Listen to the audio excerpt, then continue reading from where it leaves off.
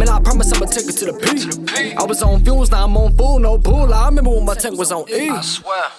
Bet on me, bet on me, bet on me, come on, bet on me, bet on me, get up, bet on me, bet on me, bet on me.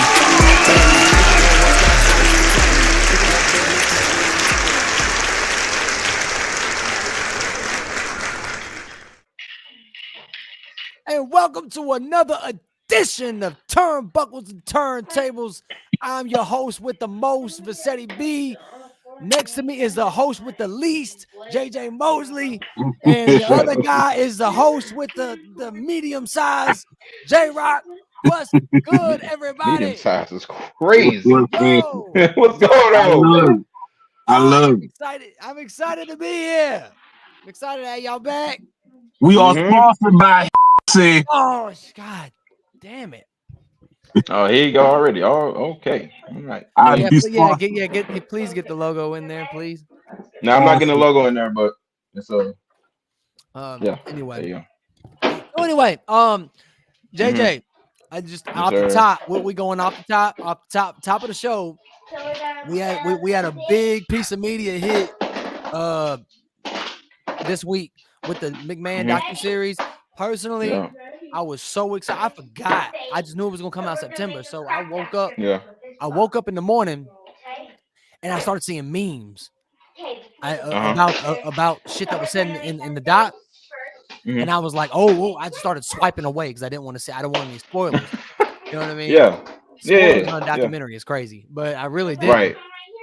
So I was like, I just knew. I was like, all right, I'm going home and I'm at least watching the first episode. I ended up watching 2 episodes like in one night. I just went home, took a shower, fed my kids. McMahon doc. and like the next day I finished the whole thing. I was addicted. I'm gonna go further, but before I do, JJ, did you what did you see of it? Did you watch it? I watched, I think, like the 3 episodes of it. Okay, you halfway there. Yeah, I'm halfway. It is really good. They ain't touch on like obviously they did, it was recorded they did, but you gotta wait. They did episode, yeah.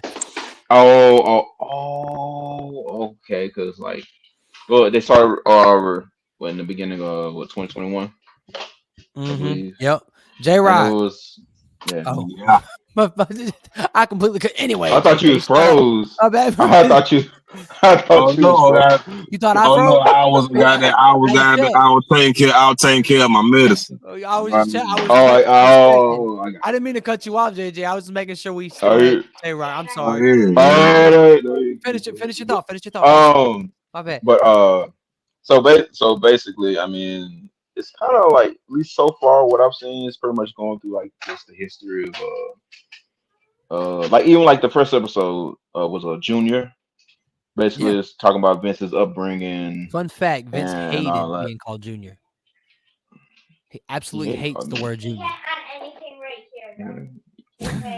That's why Jericho, when he started calling people Junior, he said Vince was all like, "Oh, I love that. That's great. You call him Junior," because he hated being called Vince Junior. He called it just a great insult. Oh man, it's even like the first episode, it talks about pretty much his upbringing, how he didn't meet his dad until he was 12 years biological old. Dad too. He was 12 years old. J-Rock. J-Rock. You got to watch the McMahon doc on Netflix. Yo, I got the plug for you, man. I got the plug. Give me your Netflix then. It don't work like that, bro. I got a plug. Look, they don't do password sharing. They stop that, man. And that QR code hits you, it's over with. There's a plug. There's a plug. Y'all talk off camera. Yeah, I ain't gonna about that. I need a plug. I'm tired of them upping the damn price, man. Yesterday's price for real, bro. That shit is trash. It's just crazy. How much you pay for yours now? I just got the basic. I got the whole thing because I don't want something good to come out. Like, imagine if the McMahon doc came out and it was only on the highest tier. I would have been mad. So, like, because of that, I pay the highest. I got the basic one. Yeah, I was scared of missing out on good shit. I need options. There's something psychologically wrong with me because like I don't watch a lot of content. I don't watch a lot of TV. All I need is so much, but I still want so many options. That way, when I sit down, I just know I have so much to choose from. That is some American first world bullshit, like type of way of looking at something. But I mean, hey, what can I say? I'm part of the problem. Like, hey, I got Game Pass on Xbox, and I play Red Dead Redemption most of the time, and that's a game I own. But I gotta have Game Pass. I don't know what's wrong with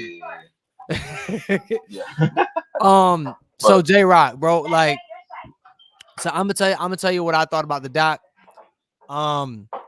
Basically, they were going to do a biography on McMahon, on Vince back in 2021. They started doing interviews and stuff for it. It was just gonna be a straightforward like bio on McMahon and the rise of the company and all that. And then like when the shit hit the fan with all the news and everything, like a lot of good documentaries, they pivot. I love it when a documentary is focused on one thing and then something happens in real time as they're documenting it and they're able to pivot.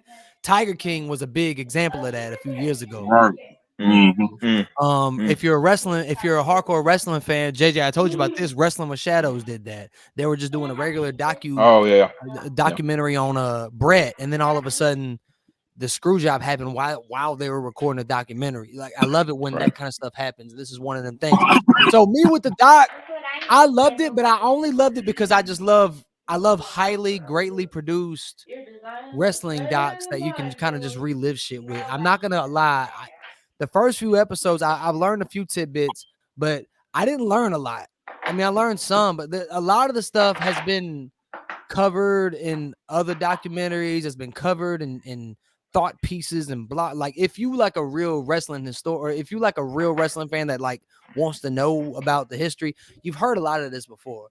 So I had so back in like 2013, WWE dropped a documentary called The History of WWE. It sucks. It's not even on Peacock, but it was a cool doc. Oh no. There was a McMahon documentary that came out. WWE did a McMahon documentary in 2006 called McMahon. I mean, it was a puff piece, but I mean, a lot of the stuff in that was again on this. So a lot of stuff I already knew, but there was a few things I did like, and there was a few things I did learn. Like they didn't shy away. Like they started talking about the Ring Boy scandal. And Pat Patterson, see that Pat Patterson shit really like it makes me uncomfortable because I know how important he was. Yeah. Like he created the Royal Rumble. He was instrumental in a lot of people's careers. So a lot of wrestlers like look at him very glowingly. And he also was like, as far as I'm concerned, the first openly gay wrestler in the 80s at that, the 70s and 80s. Yeah. And he still was like a top guy or close to top guy everywhere he went. So there's respect there. So then you hear about the shit like that. It is uncomfortable. And but I will say this. Bruce, did you see the part where they talking about it? And Bruce Pritchard was like, you know, all these rumors, they're unsubstantiated, and I just don't believe them. And then it immediately cuts to Tony Atlas. I ain't like Pat. Tony Atlas, yep. I didn't like Pat because he kept grabbing my pecker. Hell no. I didn't like him. He just kept grabbing my pecker. I mean, it's fucked up to laugh. But like, it's just they knew what they're doing with that edit, man. They knew what they were doing. Yeah, they knew what they were doing. You know, so I mean, that one I saw around the internet too. That was making his rounds. What's another thing I didn't know? McMahon. You didn't see this yet, JJ, but McMahon, Vince doesn't believe that Taker was concussed at WrestleMania 30. He believes he was just psychologically shocked because he was losing the streak. Like, and Taker already said he don't even remember the match. He was so fucked up. You saw him getting dropped on his head. Yeah.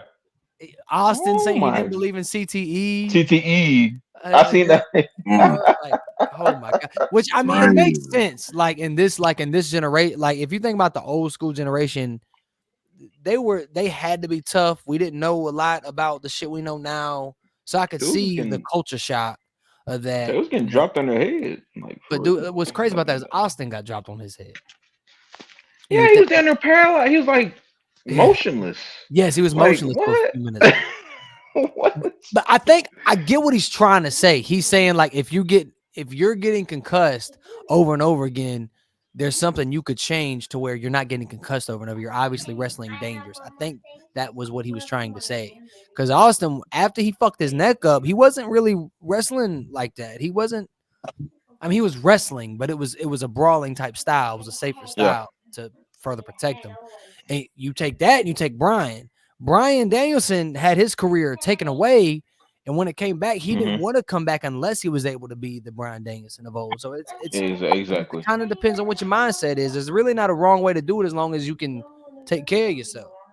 Right. But it's crazy, Doc, bro. Yes. What else? Like off the top of my head, man. Off the top of my head, what else? Is there anything else that peaked? That got your attention on it? So probably. I don't know. Maybe Hulk Hogan lying about taking steroids. Probably. Yeah. On TV. On TV, bro. I like how at least Hogan like today said, yeah, that was stupid. I shouldn't have lied about that. Hogan has a rep for lying, but even like him, but it was like, yeah, that was crazy. Even Vince was like, I don't know why he did that, man. Like, why he did that? Like, just at this point, tell the truth. What was really crazy, there was one point where, you know, the lady referee from the 80s who sued Vince for you know, there's a peculiar comment Vince made when he said it was a lie, but even if it wasn't a lie, the statute of limitations had ran out. Which is crazy. I just can't believe he said that with a straight face. Like even if I did, who cares? Like he's a freak, man.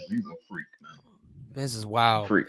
He's a wild dude. That's a wild dude, bro. I don't think Brock will be back anytime soon. Yeah, I don't think so. It's not that anything new came out. It's just that it was brought back to light.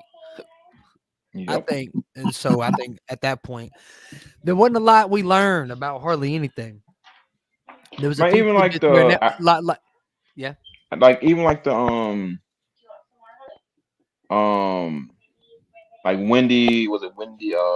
Wendy Richter. Yeah, she wouldn't give up the belt or whatever.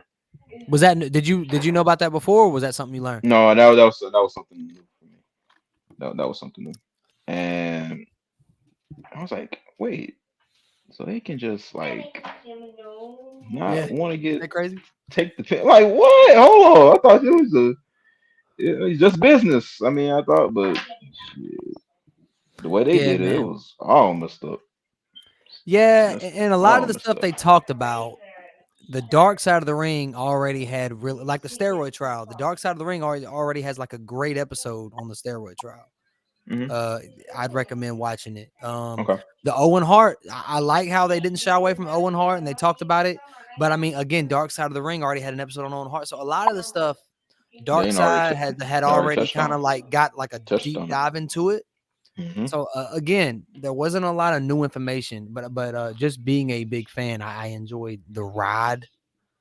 Yeah, you know that it took me on. But I don't mind like learning like learning something. You know, that's basically I guess what I'm doing with this documentary. I'm learning something like, oh, okay, I didn't know this. Or, I think it's perfect, and that's why I don't harbor on it too bad. It's perfect for casuals. Yeah, I know you're more than a casual, Jay, but maybe I shouldn't. I know what you mean. I don't know. I don't know enough of the past era, so me watching this, it kind of just educates me. J-Rock, I think you would really enjoy it. Like seriously, I think you'd really like. For real. Brother, I want to watch it, bro. Like I don't watch almost every wrestling documentary. I mean, like I watch documentaries. You haven't. I'm calling Cat. You want to bet? You want to bet, bro? You watched the 30 for 30, the Flair 30 for 30. What else? What else you watched, J-Rock? I know watch the 30 for 30. I mean, from Flair. I watched the whole another thing. It was on Oh, wasn't the 30 for 30? No, it wasn't. It was on the Peacock. Ain't that on Netflix? Ain't that on Netflix too? The 30 for 30? No. I watched it on something else. It wasn't 30 for 30 though. It wasn't that. Wasn't that 30? So Flair's had a few. It was the one. It was the one where you know how they'll tell like a story and like they'll show like the action, but it'd be like in like a little cartoon way, like a cartoon way. Storytellers or whatever it's called on something like that. That's what I saw. Oh, like okay. He went through his whole life. Like that's what I'm saying. I didn't know that he had a bad drinking problem like that. That's why I found out better. Okay, I thought it was 30 because I seen everybody documentary, bro. I done seen Eddie documentary. I done seen. Oh man, that was good. That's one of my favorite documentaries though was Andre the Giant. No lie. The HBO one. Yeah, that was one of my favorite documentaries, bro. JJ, you gotta watch that Andre HBO. That's one of my favorite documentaries, bro. Yes. Yes. Oh my God, yes. That was amazing. J-Rock, at the same time or right after the Last Dance docuseries was going on, Undertaker had the Last Ride docuseries. Oh yeah. You see that one? Yeah. No, but I saw something else. It was on YouTube. Oh, I'm telling you, bro, them YouTube documentaries, they might not be having exclusive interviews and all that, but they be well put together. Though. Like I've learned more from them than a lot of the WWE pieces. Like for real, like it's became its own thing. I mean, I don't see a handful of documentaries though, bro. Yeah, man, Well, in the words of Shaquille O'Neal, I apologize. I didn't respect your game. I didn't recognize your game. Like I told y'all before, like bro, I was a big wrestling fan. Like I was a huge wrestling fan, bro. Like I had action figures. I used to act out folks' interests as a child. One of my favorites was on Triple H. Why? Because I got to spit out water. You know what I'm saying? That was one of my favorites. Mom like I stand right in the middle of my grandma's living room doorway because we had like a little flap door to the living room, and I stand right there and I cut off all the lights and I have a flashlight and I shake it and I shake it. So yeah, but I'm a big fan, bro. Like it's just that I just lost it along the way. You know what I'm saying? No, I understand. A lot of people have. I mean, we were talking about Pooh. Because Eddie died, and then everything started happening, and then they moved the channels and shit. Because I had basic ass TV. So I started wrestling on Thursday. We were talking about that last episode. You know what I'm saying? I caught it on Thursdays. I didn't get to see pay-per-views like that. I had to wait till Monday. You feel me? I had to wait till Monday. You know what I'm saying? So shit, yeah, bro. Like it's goddamn. I done had almost every wrestling video game, man. Like, so like my favorite wrestling game is Here Comes the Pain. You know what I'm saying? That's a good one. That's a good one. I can't be for no other wrestling game, but can't nobody touch me in that to this day. Nobody. A lot of people regard that as like the best wrestling game of all time. Bro, I've never played it. Bro. Never played it. Really? Bro. Yeah. Here Comes the Pain. Oh my God, Blake. Yes. I know. I've seen footage, and I grew up. Bro. I didn't have a PS2 very long. I had a PS2 very shortly, and I played SmackDown vs. Raw 06. But I had the OG Xbox, so I had Raw and WrestleMania 21. Raw 2. Yeah, everybody laughs at that basic ass title. Like, but nobody laughed at SmackDown on the PS1. I love Macho Man Randy Savage documentary. Beautiful. Which one? The A&E biography or the WWE DVD? WWE DVD. And then I watched that one first, and then I saw the YouTube. Beautiful. Yeah. Beautiful. That Macho Man, dog. Oh, man. Yeah, I agree. Man, I learned a lot. I learned a lot that I didn't know about Macho Man Randy Savage, man. That man.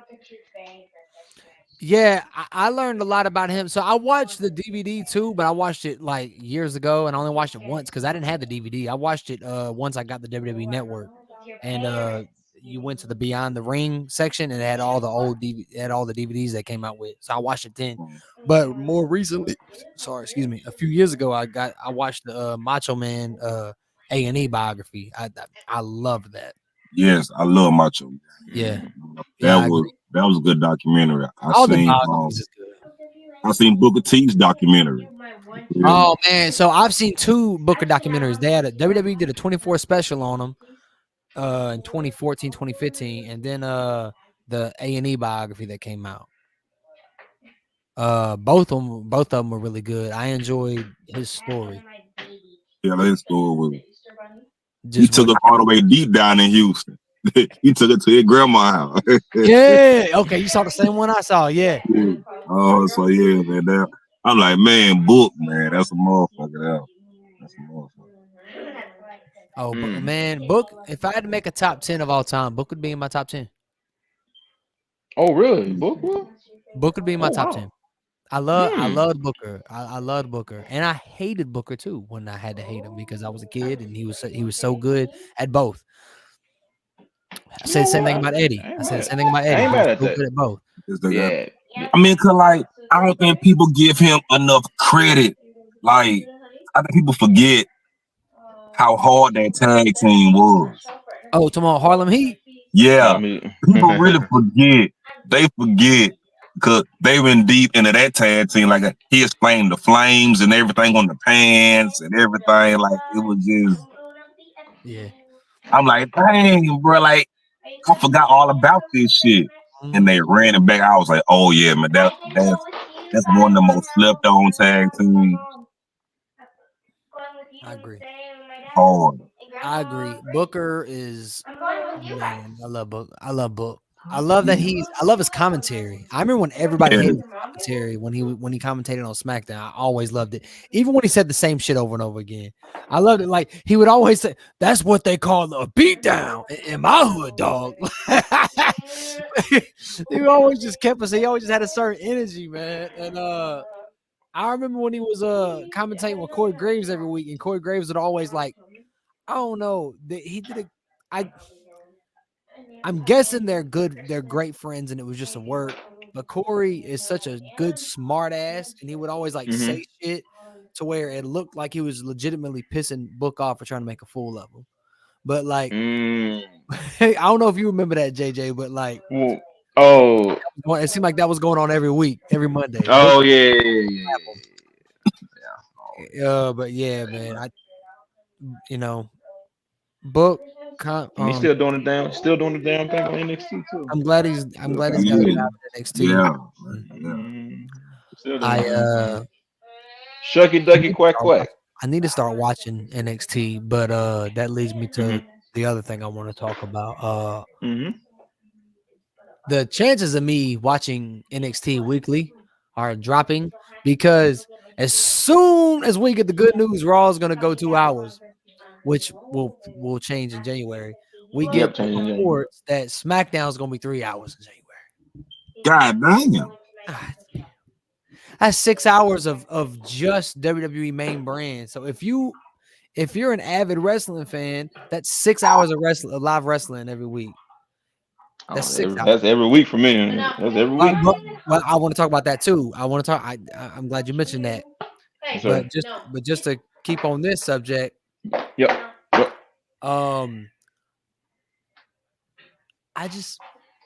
I know the minute I found out USA's leaving Raw or losing Raw and gaining SmackDown, I had a feeling, and I said it on the show. I'm like, oh man, I'm worried that they make SmackDown a 3-hour show.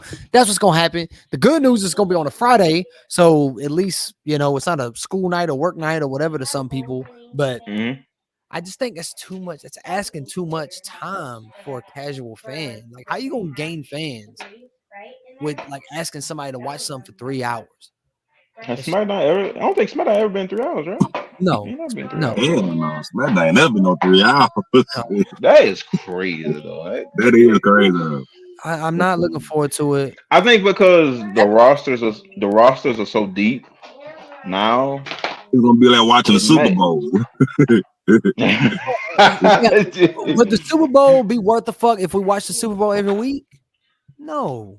It'd be another game. So it's the talent. I'm happy for the talent. because the talent gets more opportunity, but Yes. it's at the expense of the comfort of the viewer. I don't like it. Not a fan of it. Yeah, 6 hours. That's a lot of wrestling. I would really like to watch NXT every week like I used to. I would like to watch AEW at least one show. Imagine. Yeah. I know a lot of y'all do. I'm not judging anybody watching or listening that catches. Drew's one of them. Drew, our good friend Drew has been on the show. Yes. He watches everything. I love it. If you like it, I love it. But I just can't imagine. I'm gonna watch Raw. I'm gonna watch a 3-hour broadcast of Raw, and then I'm gonna watch a 3-hour broadcast of SmackDown. Then I'm gonna watch a 2-hour broadcast of NXT. Then I'm gonna watch a 2-hour broadcast of AEW Dynamite. Then I'm gonna watch an hour of AEW Rampage. How long is AEW Collision? JJ, who's not here anymore. Hey JJ, is AEW? How long is AEW Collision? Is that a 2-hour show too? I think it might be 2 hours. Okay, so it's 3, 6. No, it might be. No, which one is Collision? The one that comes on Saturdays? 11, 12, 13, 14, 15. That's 15 hours of just WWE and AEW. Wait, so, hold on. Collision Saturday. Collision Saturday. Oh, I think that might be an hour. I think that might be an hour. All right, 14 hours. And then you add, all right, I want to keep up with TNA. Ring of Honor. That's another hour show. TNA. You got, so I mean, like, it's a good thing to have. TNA might be 2 hours, actually. It might be. I don't want to sit there and complain about there's too many wrestlers because nobody's putting a gun to your head and telling you got to watch it. No one's making you watch anything. I'm glad there's a lot of wrestling on TV. That is a good thing. Don't get my words fucked up that I think that's a bad thing. My point is, with Raw and SmackDown both being 3 hours now, which no one's making me watch it, that's not my fault. I mean, that's not their fault. But it's just no one's gonna have. I personally am not. I'm gonna have less time than I already have other wrestling. I barely watch TV as it is, and right. the only time I do is literally either is wrestling or watching like football or something. But that's really about it. That's really about it, for real. So dedicating that much time to. Man, I'll be all wrestled out, man. I can't do it. So one time I told myself, I think this was 2015, 2016, right? I said this is before AEW. I did an experiment. I said I'm gonna watch like every wrestling show that's on TV, like live. At the time, it was Monday Night Raw, it was SmackDown Live on Tuesday, it was NXT on Wednesday, which wasn't bad because it was just an hour. And then I watched Impact Wrestling, TNA, on Thursday. I think it was Pop at the time. He was watching Impact at the time. Oh, God. Yeah, dog. People, there is something to be said about TNA Impact in 2016. 2016 was just a great time to be a wrestling fan. Oh, yeah. That was a great time. So, and then just to finish it, WWE Superstars aired on Friday night on the WWE Network. That was a fucking bore to watch, but I watched it. And I remember I felt so wore out, and I almost it was like a negative with wrestling. I was like, oh God, that was too much. So I'm like, I can't imagine doing that every week. I can imagine. They still do main event. I think. So that brings me to this. That brings me to this. Shit. I want to ask you, JJ. So how are you watching WWE these days? Because Hulu, I heard the Hulu contract is out. How you been doing it? Okay. We're all loud. Okay.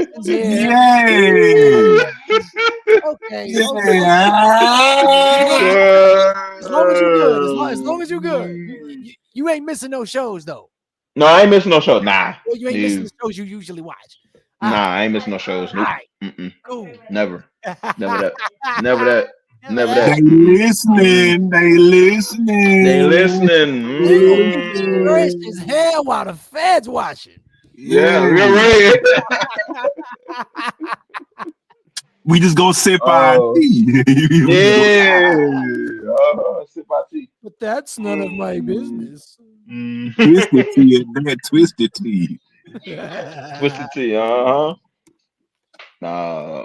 Hey, y'all. So y'all want to talk about this Alabama game? Like this Alabama game was. Hold on. So before we do that, I do want to talk about that. Oh yeah, go ahead. I want to add some of the Hulu shit real quick. Oh yeah, go ahead. Yeah. I just want to be on record saying that even I have Hulu. I don't watch WWE on Hulu like that. I will say this. I think it's terrible that WWE didn't renew this shit with Hulu. I hope WWE gets their money. I hope everything. But I think the fact that Raw and SmackDown were available next day on Hulu is great. And I hate that that's gone. I hate that NXT's not going to be on Peacock no more. Like not even the reruns. I don't know what's happening with that. Shit's changing. Like we're seeing the winds of change now. I don't know where everything's going. I'm guessing Raw and SmackDown are gonna be the back catalog will be on Netflix. Maybe I don't know. I don't know what the future holds. And NXT is supposed to be TV 14, I guess too. Is that official? Or is that just rumors and reports? There's something going around that it's supposed to be TV 14. I guess that's cool. Call it a rumor. It's strange that the one show that's on free over-the-air broadcast television is going to be TV 14 because it's going to have the most restraints just based on it being on broadcast television. Yep. So it's interesting that that's the show they make it TV 14 on. TV 14. But that's fine. I think TV 14 is cool. I think you can push the envelope just fine. TV PG. You can do that with NXT, yeah. You can. It says according to TV listings, WWE NXT on the CW will be a TV 14 show. I love the spirit of NXT, bro. I feel like I'm missing out on a great era. It's just after 3 hour Raw on Monday. It's really good, bro. I think they got the best women's champion out of all the women's on that brand. That's what I'm hearing. I think so. She is really fucking good. The characters they're doing down there are great. I love the character-based presentation. Yeah, Trick Williams being obviously like the biggest, biggest star down there. Yeah, right. What does it say? He was a side man. He was. I mean, people weren't even checking for him like that. Yeah, man.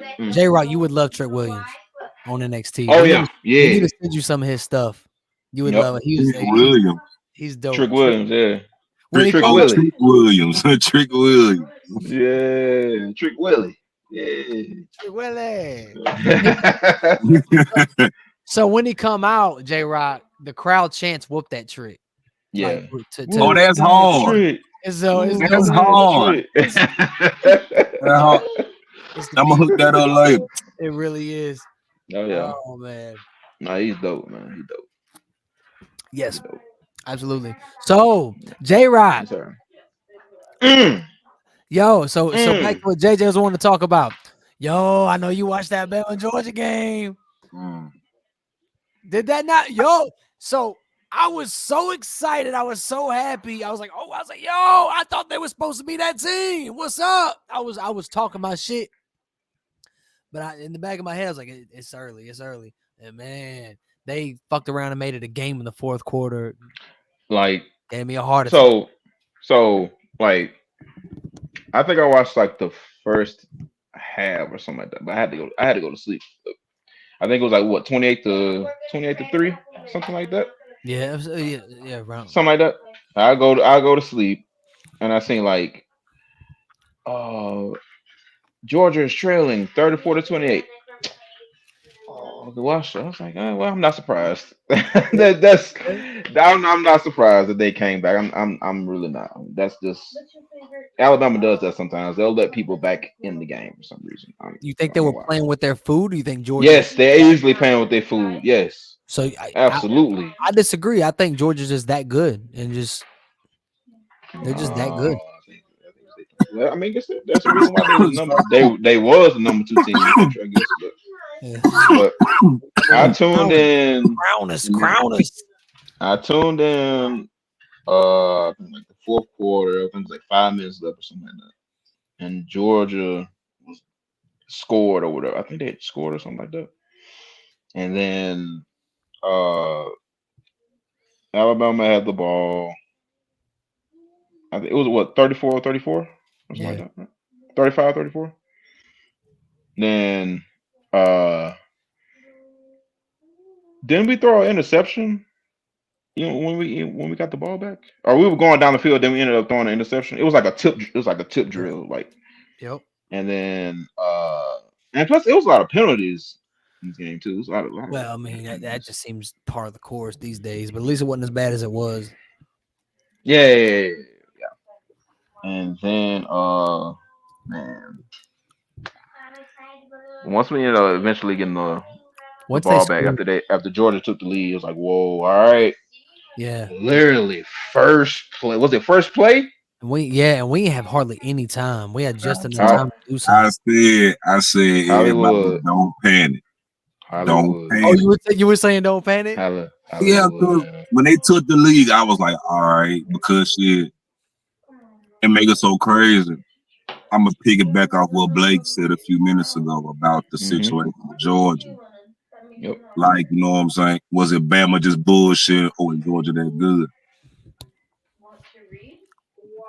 I said myself, I said, shit, Georgia's that good. And y'all know if we play them again, y'all know we might lose, right? Yo, Yeah, they did the same thing last season. Because if they We that beat them. good, We beat them. I mean, that because pissed shit, off. if they that good to come back the way they did and lose in the fashion they lost in, if we meet them boys again, we gonna lose. I don't want to say we're gonna lose. We gonna lose. I ain't Because moved you on my team. we If we beat don't them make in the some regular season adjustments, last year. if we don't make some adjustments, we gonna lose. Yeah. I bro, mean, because I don't know if y'all saw what I saw. You know what I'm saying? Them boys, like I said, I didn't really see the first half. So like I had to go back to the first one. You feel me? That's all I'm saying. Yeah. So from what I saw from the first half, from what I saw, they freestyled the first half. well, that was a Alabama. Yeah, like I ain't saying they was making him see ghosts out there. They was I ain't saying chasing him that down. freestyle because that shit was we can I ain't run saying that. score so damn early. I ain't saying that they wasn't running plays they drew up, but bruh, I can tell by the style of play and how they was going. They freestyled in first half. They were just having fun in first half. Hey, when it's working, And the defense, defense was even. Defense was defense was eating. crazy. Yeah. Defense was eating. Like, I mean, them boys was having steak and shrimp out there with that quarterback. Yeah. You know what I'm saying? Yep. Bro, like he ain't never seen a defense before. Like he out there. He was scared. I thought he seeing ghosts. He was seeing ghosts. He don't know what's going on. You feel me? He don't know what's going on. That man got the crowd loud. It was not a quiet person in the building. Yeah. Like, man, that man there was lost. But he pulled that shit together. Yep. Yeah, shout out to Carson Beck, man. I don't know what happened, but he pulled that shit together.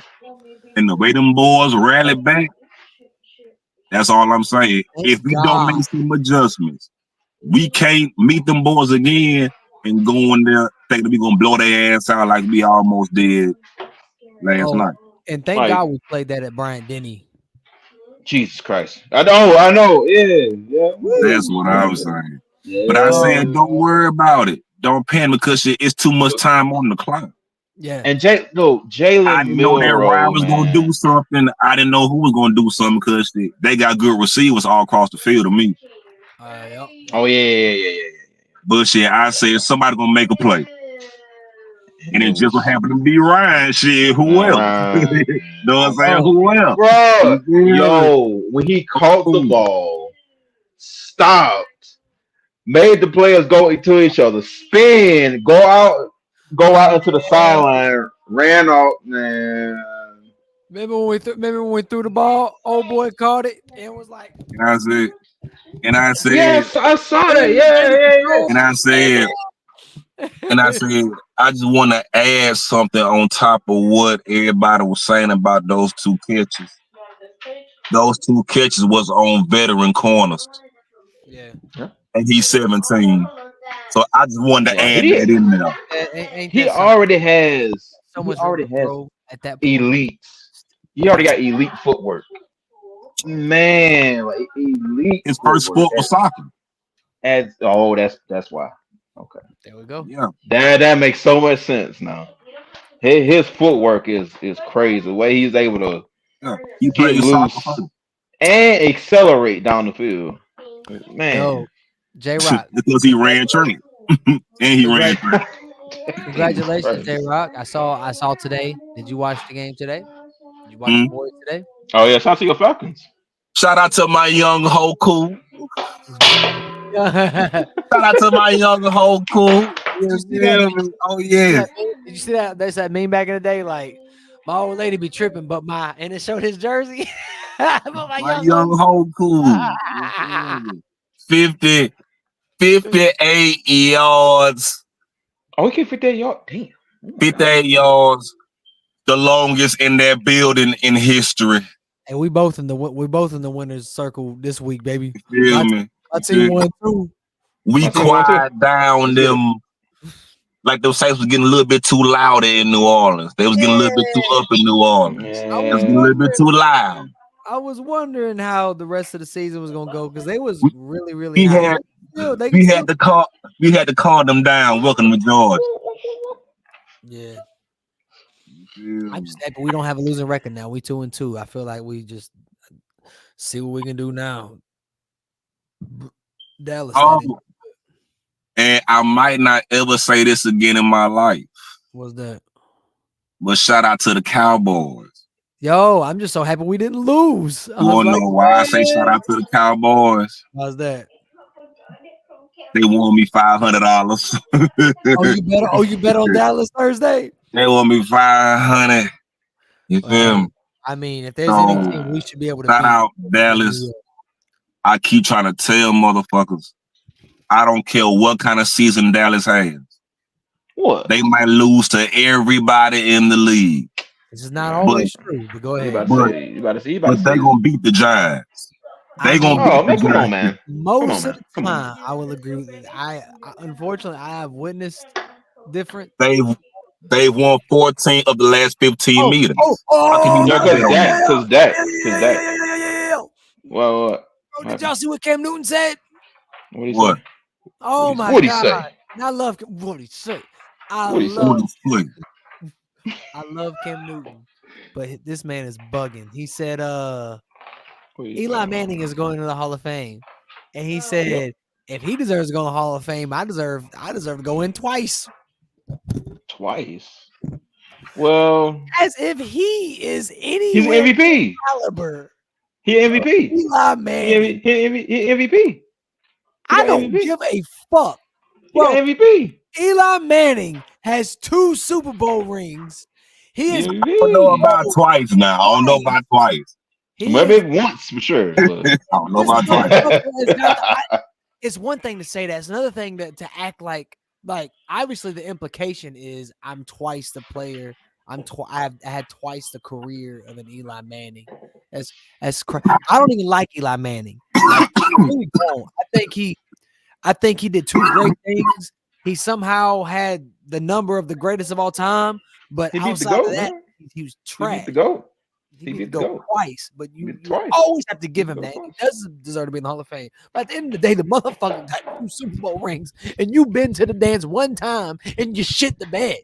He did shit the bed. Really shit the bed, and never was the same after that. I love Cam Newton, but I just can't believe he said that. And that's not me being Alabama biased or whatever. I don't give a fuck about that. Oh, because he went to Cam Newton, Harvard, and all that. I love his post NFL career. I love the swag. I love how different he is. I love the pod. I check him out. I couldn't believe my ears when I heard that. Yeah, players start to kind of yap after their careers. They just yap. That's why certain players shouldn't have podcasts. I be saying. They just talk. They just be talking. I'm just saying, some people don't deserve to have a podcast. They just be talking. Yeah, JJ. I love podcast. Huh? You heard J-Rock. Not everybody should have a podcast. Oh, I can get off the podcast right now. I can leave right now.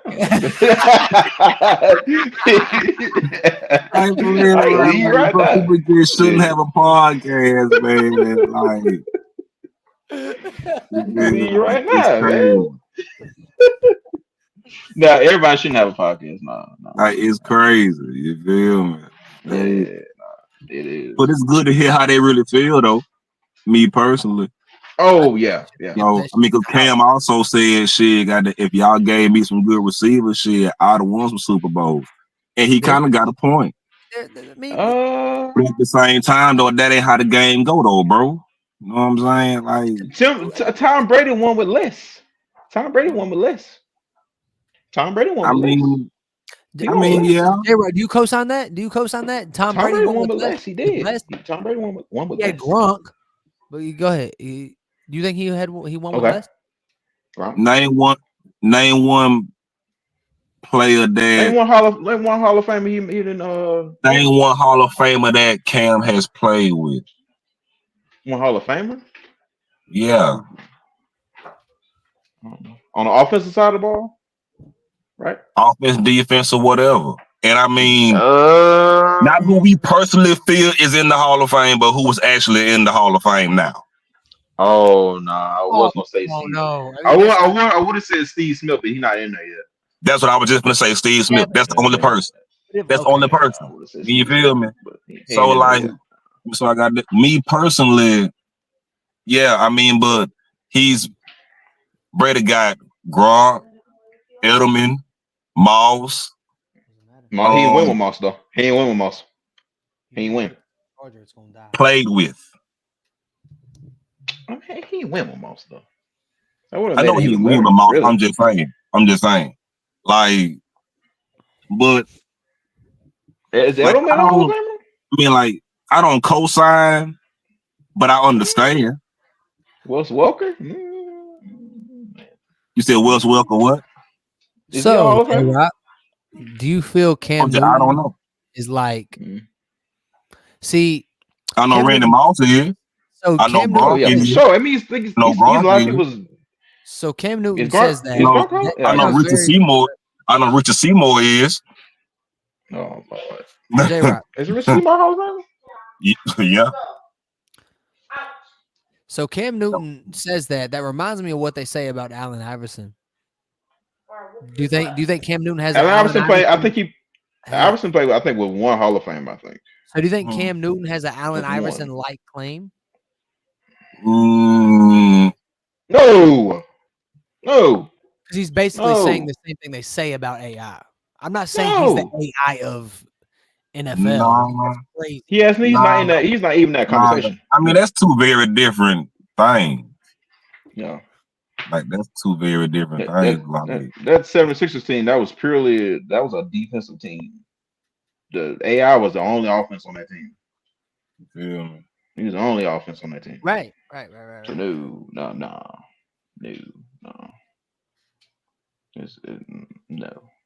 I don't think he even belong in that conversation.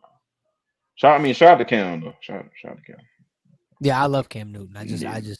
I feel where he coming from though. I mean, but like all I was saying was like, like it don't happen like that, bro. Like everybody don't get to play with good receivers their whole career, bro. You feel me? Like they just people are blessed to just have. You can make the argument. I mean, for anybody, you know what I'm saying? Goddamn, I'm pretty sure if RG3 never got injured and he had a real team, we'll be talking about him right now. They did him dirty, man. I'm just saying.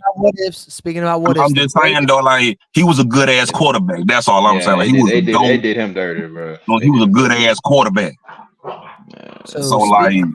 So if he never got injured and shit, he had a real team. Shit. Oh, I know. Blake, I know exactly what you about to say about the what else. Yeah, what? I already know what you about to say. He played for your franchise, man. He played for the greatest. You already know what you're talking about. The NBA he retired. Derrick Rose, yeah. That's my dog, man. Yeah, Derrick Rose, man. I hate that. I know it has to be a bittersweet event. Most players' retirement is bittersweet, but especially for him, I suppose, because I know he expected more. I know everybody else expected more.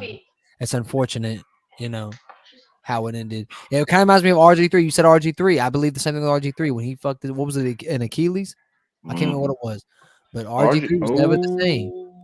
I feel like RG3 would have a different career if that injury didn't happen. Like for real, like that's all I'm saying. Same for Reggie Bush. You know what I'm saying? If he never got injured and shit, you know what I'm saying? Like Reggie Bush is still. He was still electric though. He was still electric. Yeah, Reggie Bush is still that guy. He was still electric. Like he was still able to provide. He was still in the league for a minute. He slowed down though, bro. I mean, a lot of them guys do though.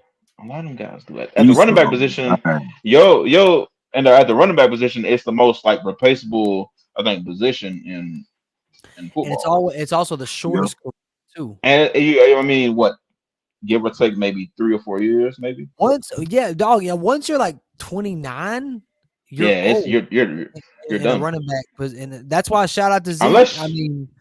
Unless you're Adrian Peterson. Well, you can play till you're almost 40 years old. Then, like, you might be. But most of you niggas don't work out like that. That is true. They don't work out like that. AP built different on that work. AP was different. Yeah, he built different. So shit, yeah. He built different. AP was different. Yeah, he was. Yep. Yeah, he was. Bruh. Hey, J-Rock. I can't remember if I brought this up on the pod or not. JJ, you can tell me if I did. Okay.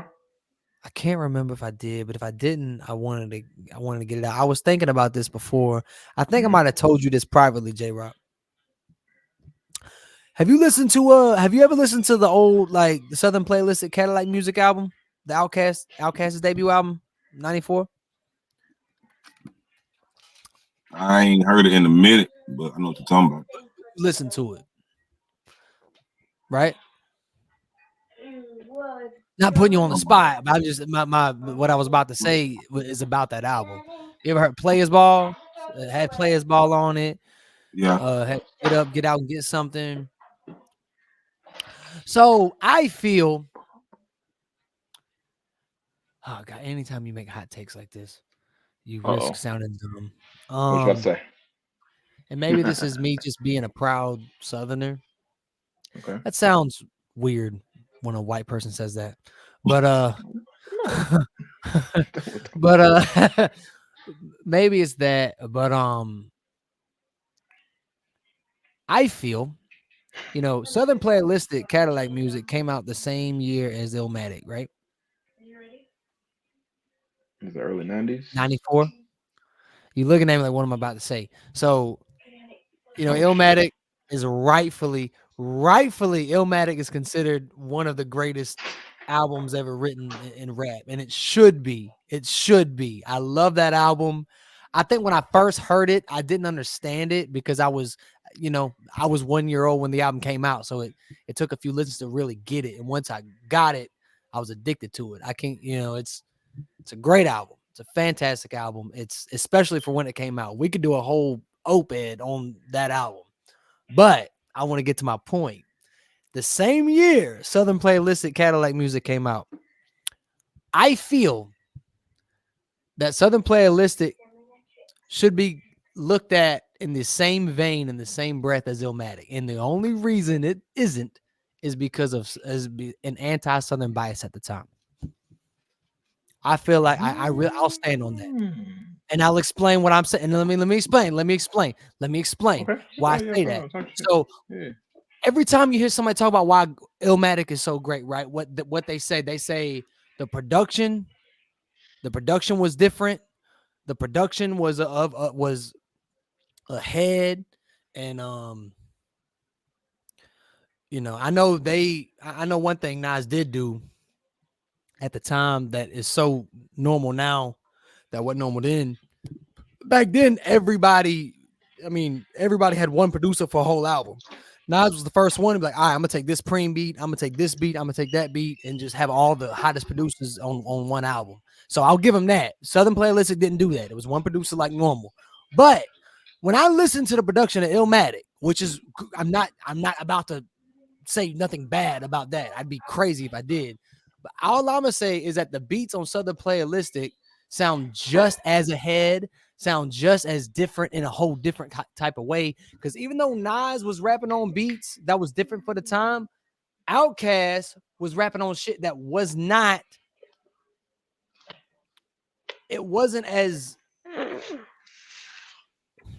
people wasn't rapping on the shit Outkast was rapping on at the time because it was that funky shit, that heavily blues influence. It was different, bro. It was so different, and not enough people talk about it. Like it was so different. Just like Nas was, the Illmatic was different, and lyrically, Nas had them. I'm not gonna sit here and try to be stupid and say that lyrically, Southern Playalistic is on the level of Illmatic because nothing is on the level of Illmatic. So like, but like outside of that, when it comes to impact, when it comes to influence, when it comes to just how different it was, I honestly feel and then what they were rapping about, the different shit they were rapping about, like you listen to songs like Call It a Wild and shit like that. I'm not saying it's better, but I would say it at least should be in the same vein. I really feel the only reason it's not in the same vein is because the Southern bias at the time. I feel like, Benzino went out and said that the Source was going to give that album 5 mics. They were going to give that album 5 mics, which back in the day, if you got 5 mics in the Source, you were that shit. Yeah. I mean, that was like hot. They were about to give that album 5 mics, and Benzino, credit to him, he didn't have to admit this, but he went in and said, we can't do that. That's not hip hop. That's not what hip hop sounds like. So I feel like that's what they had to go through. But I didn't know how you were gonna take that, J-Rock, because I know you love Nas. I love Nas too. I got a very slept on project right here. Like I love Outkast too though. You feel me? So with like shit, I feel like Outkast is one of the best groups of all time. You know what I'm saying? Yep. Top 5 all time group. You feel me? Top 3. Me personally. I'd say top 3. Me personally. My opinion. But like, yeah. So shit. See, now I gotta go back and listen to it, all because of you. You feel me? Because I feel what you're saying. Wasn't nobody rapping on beats like that. Bro, it's that funky ass type. It's the southern country funky country rap tunes as a PC. You feel me? That shit.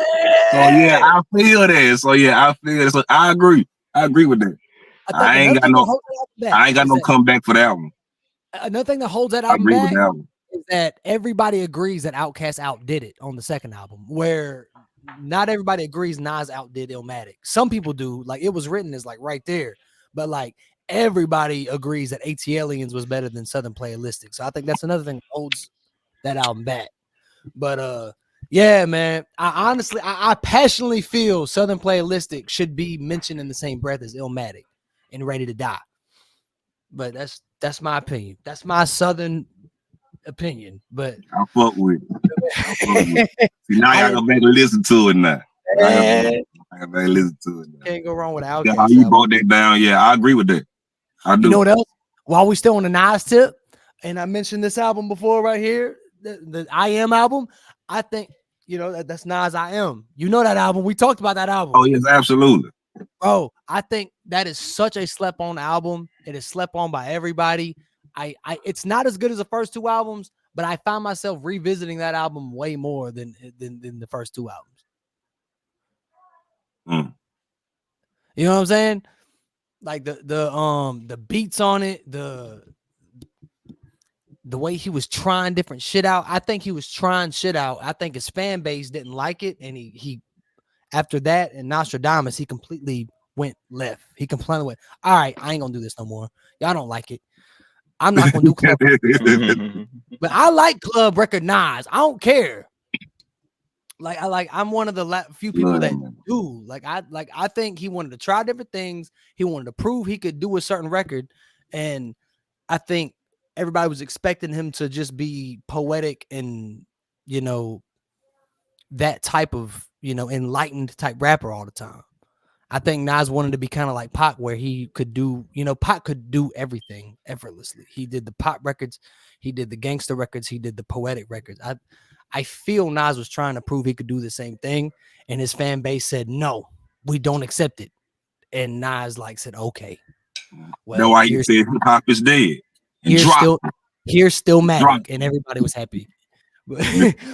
I don't give a fuck. You know that song? It wasn't on I Am. It was on the Nostradamus album. Everybody says that's his weakest album. It was his weakest album. It's still a great album. Remember that song that you're a big girl now? Like everybody hates those records. I fucking love those records because the beats is dope. The beats are fucking dope when he's on them. And he's still Nas rapping, so it's still like this crazy flow. Like it's still like you still gonna leave with his flow. Like so, I don't know. I'm one of the only ones shouting what I love that shit. I don't give a fuck. I love Nas when he was in the clubs. I'm fine either way. He can go back and do the shit he does now, but like I feel like Nas's club pop era is overly disrespected. It is. You know what I mean? Like it's overly disrespected. It is. They don't understand because all of New York is a bunch of Hove nut huggers. That's not true. That's not true. New York love. Are you talking about the New York politics or something? I'm talking about all of them. Shit. Hey, I'm gonna keep it going, bro. I think Jay. I think one of the illest lines in the whole Jay and Nas debate, this was a bad battle, beef, whatever, feud, whatever you want to call it. One of the best lines was from Jay, and it was the only thing that really hurts it. It was after Jay lost. It was after Ether. So anything like after, it's almost like when Drake dropped Heart Part 6. You know what I mean? Nobody cared anymore. Oh, man, get out of here with that, man. So that's what kind of hurts it. But like, have you ever heard the Blueprint 2 song? Mm-hmm. Bro, he fucking killed that shit. I'm gonna look up the lyrics. This shit is crazy. I liked it. It was awesome. Bro, he said I was listening to it one time and I was like, oh my God, he murked this. He murked it. But I understand why everyone wasn't trying to pay attention because he already lost. But like he did a great job of almost like calling Nas a hypocrite. Let me see. I'm gonna find it. Where the fuck is it? Hold on. You street dreaming. That's a good little. Where the fuck is it? Hold on, man. I'm gonna find it. Oh yeah, check this out. I think this is brilliant. This man said, can't y'all see that he's fake? The rap version of TD Jakes prophesizing on your CDs and tapes won't break you a crumb off the little bit that he makes. And this is whom you want to place your faith? I put dollars on mine. Ask Columbine. When the Twin Towers dropped, I was the first in line. Donating proceeds off every ticket sold.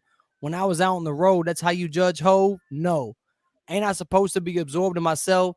Every time there's a tragedy, I'm the first one to help. They call me a misogynist, but they don't call me the dude to take his dollars and give gifts at the projects. These dudes is all politics, depositing checks they put in their pocket. All you get is a lot of lip. There we go. And y'all buy the shit caught up in the hype. Cause he wear a kufi, it don't mean that he bright. Cause you don't understand him, it don't mean that he nice. It just mean you don't understand all the bullshit that he write. Is it Uchi Wally Wally or is it one Mike? Is it Black Girl Lost or Shorty owe you for ice? I've been real all my life. Bro, let me tell you. So what I love about it, he's basically saying, yo, you I'll just play. He's basically saying like you rap all that shit. I'm not saying I agree with this, whatever, but I'm just saying it's hard. He's saying you rap all that shit. I don't even brag about it. I don't even rap about it. But like I actually put my money where my mouth is and I help. Not only that, but you can't make up your mind. Is it Uchi Wally Wally or is it One Mic? Which one is it? Is it Black? Because he made a song called Uchi Wally Wally, and then he goes back and he does the conscious shit. Then then he does a song Black Girl Lost, and on the same album he's got the You Owe Me record where he's talking about you owe me, for let me wear your ice. You gotta like give me something. I love how he used Nas's lyrics to almost pluck holes in the alleged hypocrisy. But it don't matter because at that point he already lost, so it's whatever. He already lost. Nah. Hold on, y'all. Yeah. But yeah, man. I mean, for me, that's my personal favorite bar of the whole battle. Baby, go in there. Why are you scared? What are you talking about? You scared? Y'all want to get into this Diddy talk? Oh Lord, we can talk about it, baby. Lord, Diddy, man. Lay down. Wow, dude, man. Damn, wow, man. I mean, he was wild, but boy, good Lord, man. So y'all think he going to jail for life? Hold on, y'all. No. I don't know if he's going to jail for life. Because I mean, look at like R. Kelly. He ain't in jail for what? 40-some years, something like that. Like, hey, man, they got him, man. They got him. They got him. Nah, they got him. They got him. I think I think he's gonna bring some more people down with him though. Oh, absolutely. Yeah, I think he's gonna bring some more people down with him. I mean, it's too much. It's too much evidence out there. I mean, come on, man. And then he on a suicide watch too. They don't want to hold him. Yeah, you gotta get him on suicide watch. But you gotta keep it on He gotta at least be somewhat protected or something, because if he gonna be giving out names and all that, and oh my god, this dude did it, man. He did he did an offer to the judge, $50 million bail. He had it. Nah, denied bail. You ain't thought he was out of this. Welcome. If I was goddamn judge, let him go. I'm retiring. Let him go. Fuck it. I don't give a damn no more. I'm back. $50 million bail. $50 million bail. Yeah, he can go. That's what the offer was. That's what he offered the judge. He was denied bail. He was denied. Anybody that rich is automatically a flight risk. Yeah. It's hard for somebody that rich and powerful to get bail, I would imagine. Because if you got that kind of access, I mean, why wouldn't you just leave? Like, I'd leave. Yeah, that's true. Yeah, so, I mean, look at what's his name? Russell Simmons. What about Russell Simmons? I mean, he allegedly, did some. Does he have charges on him right now in America? Sexual assault. Yeah. That's why he lives in Bali. They saying Hove going down next. Yeah, that's all speculation. We don't know nothing of. Well, that speculation been out there for some years too. I mean, he had a mistress or something like that. He had a mistress. They was gonna go public or whatever, and then next thing you know, she ends up dead. Mm-hmm. They putting all that shit together, bro. Yeah, but he did go public. They did go public with another mistress. So what's the difference between that mistress and the other mistress? What other mistress? What other mistress was it? The one the fucking Lemonade album was based on, and the 444 album. They did a whole 3-album run off of a damn affair. I told you, put it up. Why didn't on charge? I don't know what mistress that was. I don't know about that one. But that one wasn't pregnant then. This one that we talking about, she was actually pregnant. Yeah, she was pregnant, yes. Yeah, she was pregnant. Like she was gonna come out and be like, "This is Jay-Z, baby."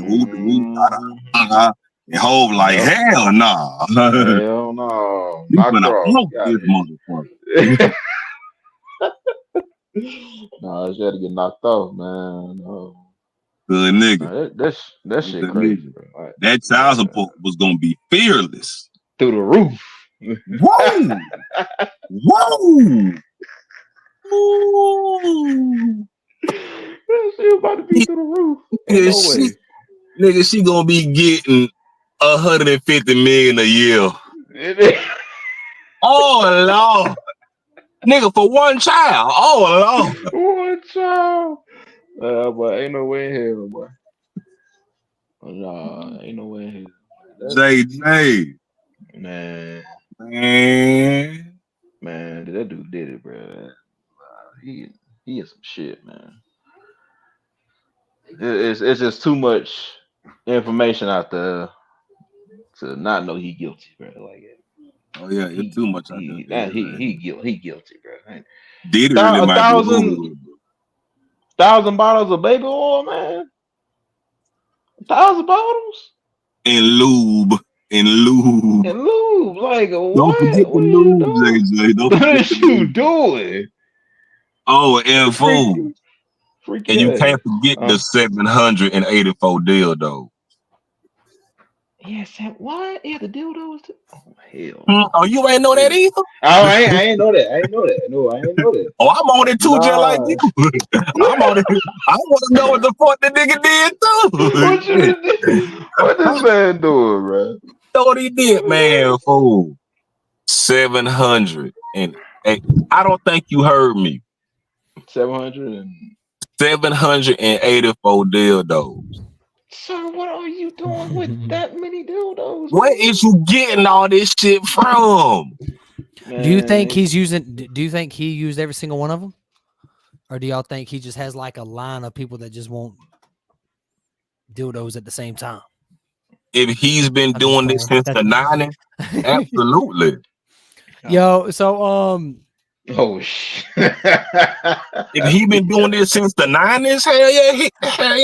He done used all them motherfuckers. That question was very tongue in cheek. Pause. I'm not saying wow. I'm not saying, like, obviously it wasn't just for him. I imagine it's because of the freak offs. It was like different people. The freak offs. But anyway, hey J-Rock. I don't mean to put you on the spot, sir. That's fine. But you know, this is Turnbuckles and Turntables. We talk a lot about wrestling and stuff, right? Absolutely. There is a pay-per-view this coming up Saturday entitled Bad Blood. I would like. Now I don't know what your schedule is Saturday. I don't know if you're working. Are you working Saturday? Yeah, I get off at 7. You get off at 7. Mm-hmm. It would be really dope. It'd be really dope for me. I think it'd be really dope for the show if you pulled up, watch the show. You can pull up here if you want, watch the show, and you can be part of the review. You can actually help review us the next day. I'm thinking about doing the next day review for Bad Blood. I'd be curious on what. I love the title. Well, and it's in Atlanta too. I didn't come up with it. I love the title. But yeah, bro, I think it'd be really cool for the show if you could watch the show and give your thoughts in your opinions at the same time as we're doing it. I'd be curious on how you would take it. What if I don't know the wrestlers though? No, you'll know. Don't matter. Man, come on. No. You're just gonna watch it and then the next day tell me what you thought of it, because we gonna be here to talk about it. So if you don't know his name, we gonna be here. Yeah. You know what I mean? They're gonna be in Alaska and shit. He in Alaska and shit. He all in Canada and shit. Yeah, he right by Canada actually. Well, right JJ's not invited. JJ's not invited. Right by Canada actually. I'm inviting you. Shut up, man. JJ is never invited to any of my podcasts. I ain't never invited, apparently. I ain't invited on the podcast, nothing. On my own podcast. What you talking about? You are invited. That's because you gotta take a plane and ride a ferry to get here. That's why. She said a ferry. I ride a ferry to get here. Goddamn She shit. said a ferry. Your ass stay on Mars and shit. Yeah, Yeah, that's basically where I'm at. For real. yeah, I know it. Yeah, that's basically where I'm at. For real. Really think about it. Man, I'm all in this it. shit's crazy. Hey, y'all. What they ain't I know this off yeah, go ahead. subject, Yeah. but Uh-oh. I never realized how beautiful Rhode Island really is, bro. Rhode Island. Yeah. And they have affordable living. No, like real shit. No, like real shit. You real shit, like say like a 4-bedroom, 2-bath, living room, then woo, kitchen, woo. That shit like I can't remember the price range. I gotta send it to you. But basically, bro, like it's affordable, but it's like you get more land than house. That's what I'm saying. You said 4-room? Yeah, like a 4-room house or something like that. You know what I'm saying? Wow. But it's like, yeah, like, bro, like Rhode Island is really, I tell you what, it's better living as far as financial wise there than here. Shit is a ripoff here. So the typical home value of homes in Rhode Imagine Island getting a is 4-bedroom house here. Hold on, bro. Hold on. I'm gonna tell you this, bro. Hold on. I got the average price of a 4-bedroom house in Rhode Island, according to Zillow, is $469,927. I mean, it's 4 bedrooms, so that's fair. But I wouldn't say what I'm saying is though, like crazy. You get more land than house.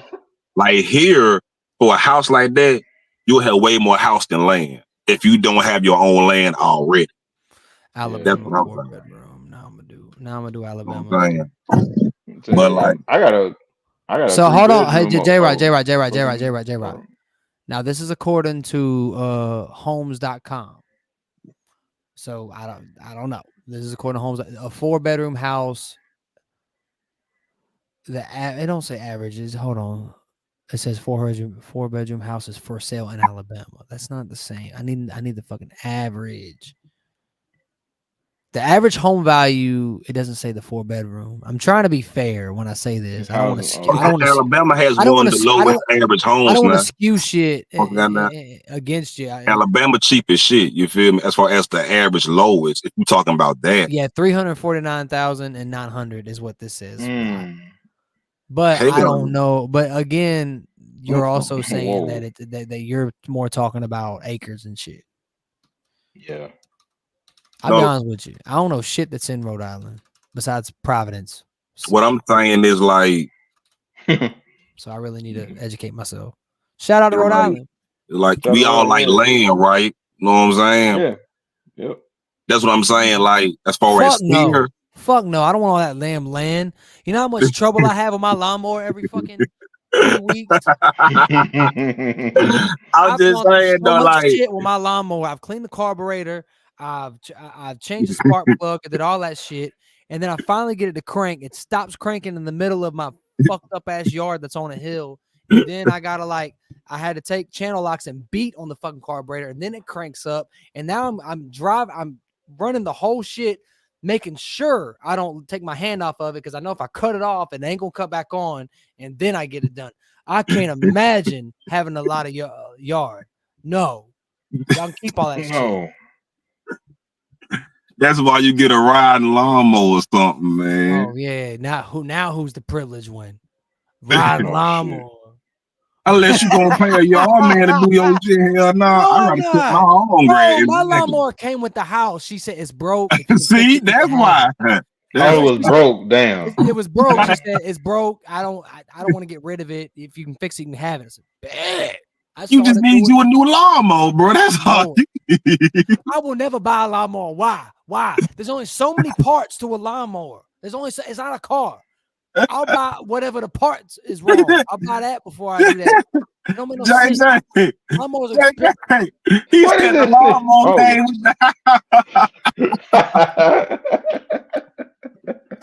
No. Hell nah. That's hard. That's hard. He said the lawnmower came with the God damn. It was broke. She wanted. You should know that shit won't go work. That bitch came with the It's worked for a year. I put a new carburetor in it. It worked all right. Now it's giving me problems. Took the part, cleaned it, put it back. Man, I wouldn't mind an electric lawnmower, but I heard the batteries die like really, really quick. But whatever. Anyway. Oh my god. This ain't lawnmowers and lawn care. It's fucking turnbuckles and turntables. So I'm not gonna lawn care. I'm not gonna go off talk about that. But you better go on a tangent. Yeah, he triggered something. Shit. About, oh man, that's hilarious. Do you want more land? No, I don't. Fuck my land. All you gotta do is buy a new lawnmower. Oh my god. I'm sorry. You man, because the lawnmower came with the house don't work. Oh my god. Hey, else is so expensive. Hey, did she advertise that on Zillow too? Oh, no, she told me the day she gave me the keys. She said, "Oh yeah, there's a broken lawnmower in the back." She basically gave me her junk. She was like, "If you can fix it, you can have it." Like, great. It's one thing I don't have to buy. I was buying a lot of shit, you know. All right, I ain't gonna buy a lawnmower. That's cool. I just gotta buy a part. I gotta buy whatever is broken on it. Damn. Jeez. It's just time for a new lawnmower, bro. That man said she didn't tell him till it was too late.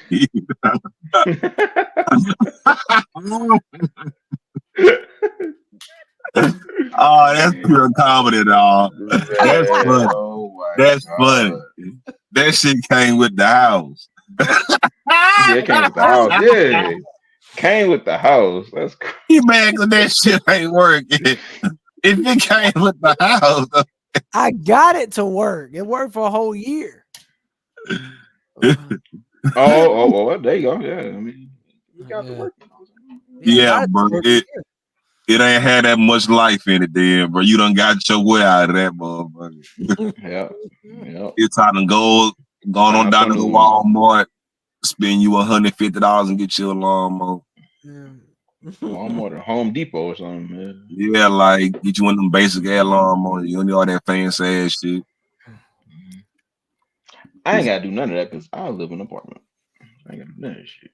Yeah, I remember. Well, you ain't even got grass. We don't want to hear that. You can't even grow grass. You just want to lie. You want to lie. Okay.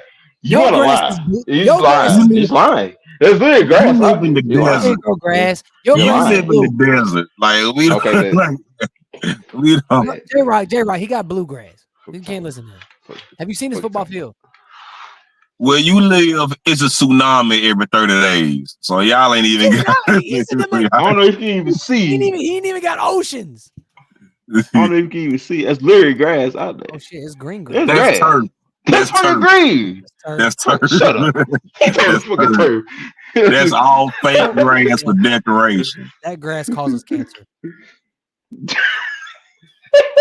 I seen that same grass in the garden section last night at Walmart, man. So you saying my grass got red 40 in it? Bro, your grass was on sale. Hey man, you gotta stop talking about Idaho, man. It's a good state to live in, man. Can't nobody find what JJ at on the map. Like, can't nobody find where he at. It's expect.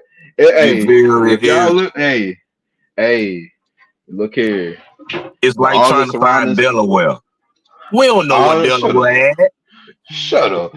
All the surrounding states around me are trying to move here. California, Washington. I believe it. California, I heard. Nevada. Oh, it costs too much to live in California. Yo, I heard it costs too much to live here. California. It costs too much to live here. I don't think it costs. You got to California. Me. I'm paying $1,000 just for this fucking apartment. Ain't no apartment in California $1,000. You got to spend. No, this is mine. That here. Mine's is. You got to spend $1,000 here. What you say? For an apartment, for a 2-bedroom, that's $1,000. That's $1,000. Three. You pay it. You got it, bro. Get the fuck out of here. You paying $1,000 for a 3-bedroom apartment? Yes. Boy, you got it good, man. Do I? Yes. Yeah. Do I? All right. Yeah.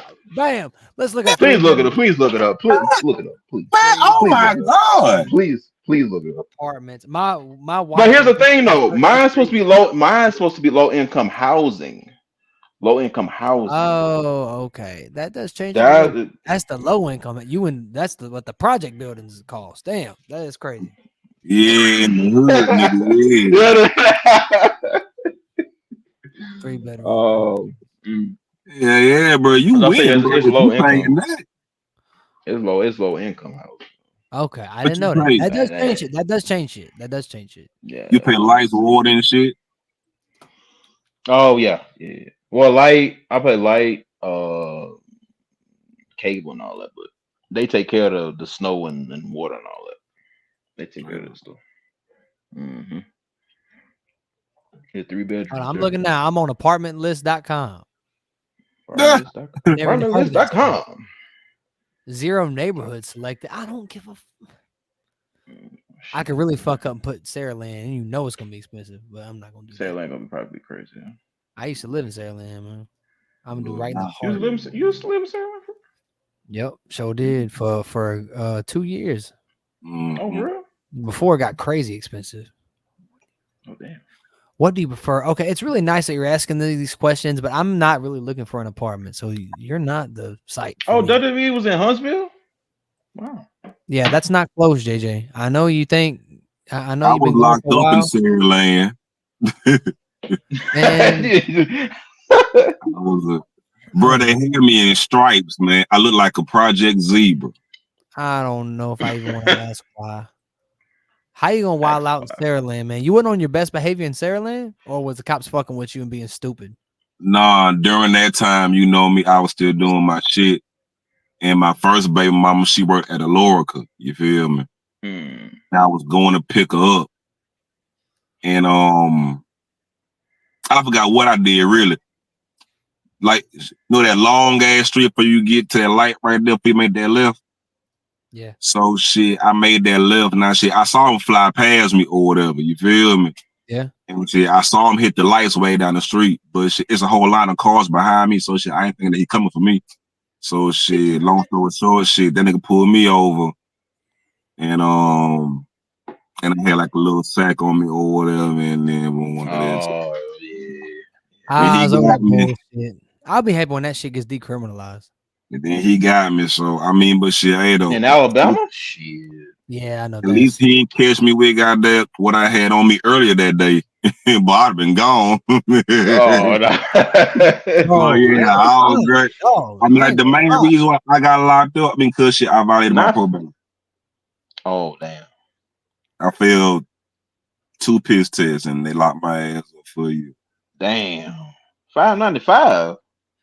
Yeah, I ain't gonna lie. So I thought I was cooking when I saw these two. It was like, ha, Jonathan, look. But then I go down. No, hell no. $5.95, $8.50. Chickasaw ain't a bad part of town. It ain't the best part of town, but it ain't bad for all the people that don't know. But this shit. 77. 777. Oh, that's not bad for 2 bedrooms. 802. That's 2 bedrooms though. 3 bedrooms, Government Street, Sandpiper Townhomes. That is good. 2 baths. That's pretty good. I ain't gonna lie. That's really good for 3 bedrooms. And then you get a roommate and you chop that up. They ain't got no maintenance people over there. They got maintenance people. Oh, the maintenance ain't worth a fuck. Yeah, so yeah, you gotta look at that too. That's dog. I am under the belief that's every apartment. I've never been to an apartment where the maintenance was on top of shit. I'm not trying to hate on any maintenance people. I used to be a maintenance people for the hospital, and they used to say the same shit about us. But I also know that when you get a work order, your boss really wants that work order closed in a reasonable amount of time. I don't think that shit happens in apartments. It seems like when you in a damn apartments, it's so damn chill. You have a work order there fucking ever, and they don't want to do shit. They don't want to do nothing. It's so aggravating. Y'all all live in apartments. We all know what I'm talking about. We've all been there. You got a point.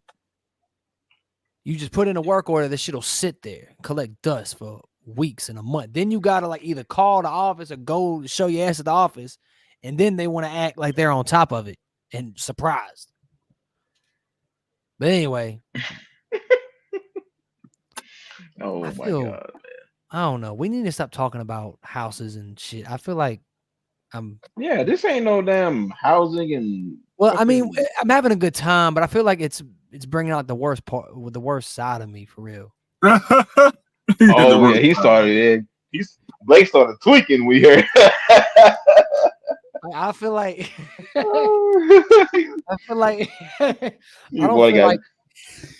he got triggered. Once he heard the whole lawnmower thing, he was like, "Oh man, lawnmower." And I started having flashbacks to maintenance. When J-Rock said something about maintenance. It triggered me. It'll piss you off. It will. Especially Park West, bro. Park West, bro. I couldn't stand living over there, boy. Oh yeah, they didn't want to do shit. Man, they ain't want to do a motherfucking thing. Yep. Man, bro. And they had maintenance people, dog. You feel me? They ain't want to do nothing. They supposed to come in and paint, all that shit. And then I heard that they're going people shit stealing and shit. All right. It's time for me to go. Yep. It's time for me to go. Because if you come in my shit, bro, I promise you. It'll be the last thing you steal, huh? I got my lady up in here. I got my children up in here. Oh, yeah, bro, you flatline. Don't play with me. So, yeah, I had to go. So, yeah, I feel that shit. Yeah. Hey man, anything else anybody want to add? We've been doing this for an hour and a half. It's a good stopping point. But if y'all got anything else y'all want to talk about or add, we can do that real quick before we get out of here. That's life for what we've been doing. For real. That's light. We gotta cut that out. That's light. Fun while we record, and then when the music stops, we'll be on 250 by now. No, y'all, goddamn, y'all. All right, y'all. The last pod we did with Rock was 3 hours. Yeah, that's because we started that NBA shit. We ain't gonna talk about that this show. That was late in the pod too. Yeah, like I don't want to go there tonight. Because this man put. You know what? Yeah, man. If y'all seen the segment, y'all. Yeah, it's up. It's up. Watch it. Please watch it. Yeah, we got it up. We got the whole segment. We got a Facebook now. I'm posting shit to Facebook now. I saw when you sent me some shit. You emailed me, JJ. I did. I need to go ahead and upload them. But yeah, man. Yes. Yeah, it's like compared to what we've been doing, man. It really is. We cooking right now, man. We've been more consistent with the podcast and the socials and everything, and people willing and able to come on here with us and talk some shit, Yeah, man. We doing some things right now. Yeah, man. We're doing some things right now. I'm looking forward to Bad Blood, man. I'm really hoping Jay. Bad Blood's gonna be good, bro. Is Metro and Oh, are they performing, right? I didn't hear that. What's Metro performing? Metro's not an artist. No. I think it's the song. My bad. They talking about Metro PCS. I know Future. No, Metro Boomin. Metro Boomin. Metro Boomin. Oh, You talking Metro PCS? But nah, bro. Yeah, him and Future is the theme song. Oh yeah, so I do want to talk about something. Hold on. Y'all like Future new album? What new album? Which new album? What are you talking about? The Future new album? Future one? Yeah. I thought. Go ahead, JJ. I know you have. I hate. Oh, oh What? no. It wasn't good. I thought, nah. So the album's called Mixtape Pluto, or whatever, right? All right, so Yeah. it's pretty much an homage to there's other mixtapes and stuff like that. So it's Oh, basically something for so it's more like more for his core audience. They've been with him, for a long time. Okay. That's similar to what So M did with the Death of Slim Shady album. yeah. Like So all like back to his older records. Okay, so you should have loved yes, that. yes. Well, the first few records, I'm like, okay, all right, hard bass, talk about Future, talking about typical shit, Yeah. uh, you know, whatever. There's Yeah, get some out of here, songs John. there's some songs on there that's like, okay, all right. And then there's other songs like the one Rock was talking about, that one. When I first heard it, I was like, I think it's Well, one of the do worst songs he's done. do you were you pleased with the project as a whole? I feel like it could have been. I think it could have been better.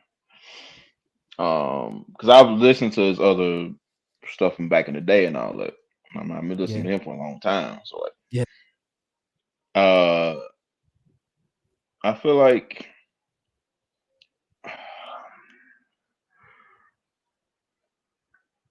it was just basically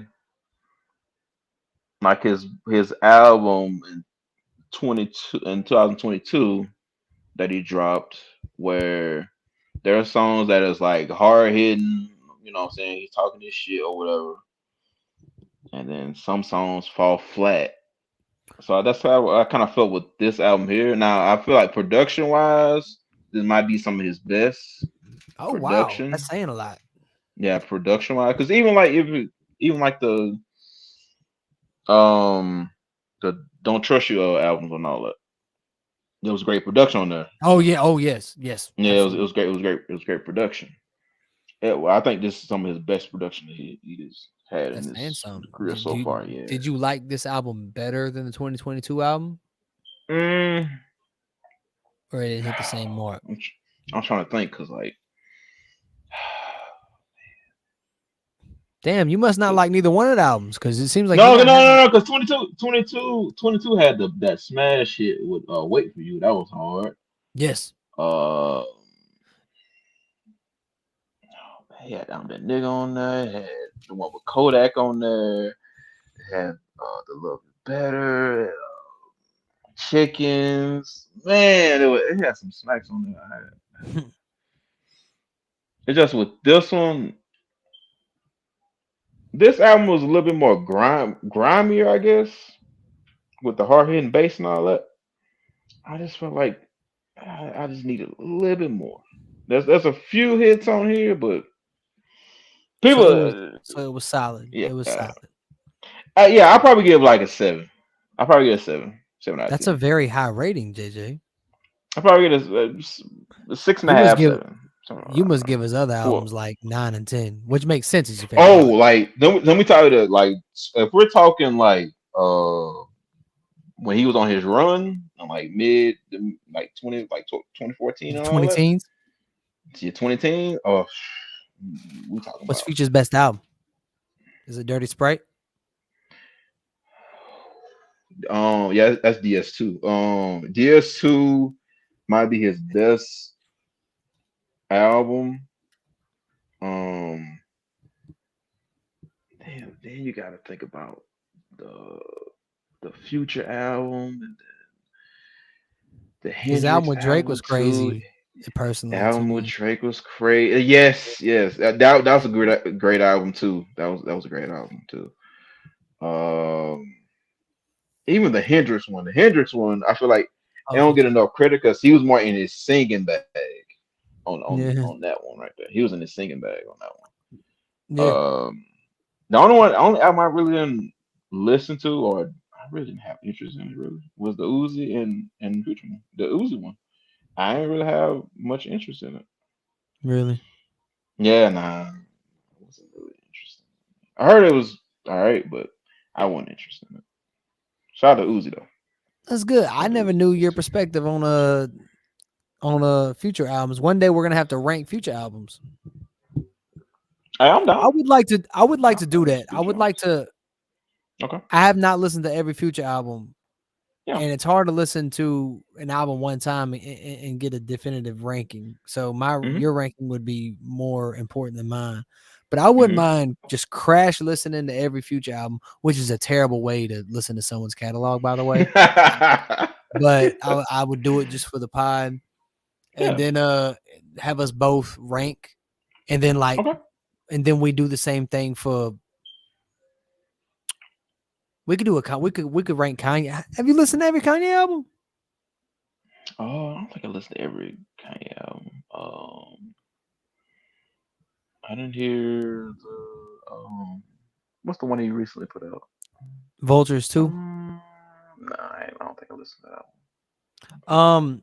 I wouldn't mind doing that, ranking catalogs, bro. Like one. Catalogs? we could rank a future one. I know that's your favorite.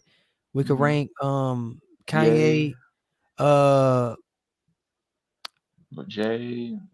I mean, have you listened to every Jay album? But I'll be willing to. I don't Yeah, I mean, you could do the same thing I do to future albums. Again, it's a terrible way to experience albums.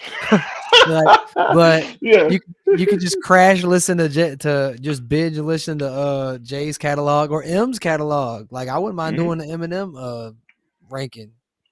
I think my Eminem ranking would be unique. Oh yeah. Because I think most this people, is stuff we want to do in the future right here. This yeah. I we definitely want to get some rankings and stuff like that. Yeah, because you kind of gave me that idea. Because we've ranked wrestling shit before, but when you was talking about which future albums you like more than others, it's like, oh shit, that's a good topic. Yeah. I wouldn't mind doing that. I'm glad you actually asked. I'm glad you asked me because yeah. I know. I already told you I've been high on Future since for the longest. Biggie's an easy one because he's only had 2 albums. You want to rank Biggie's albums? And they're both with how many did Pac? How many? Oh, Pac has. It depends on if you count. So he's got 5. Technically, he's got 5 solo albums.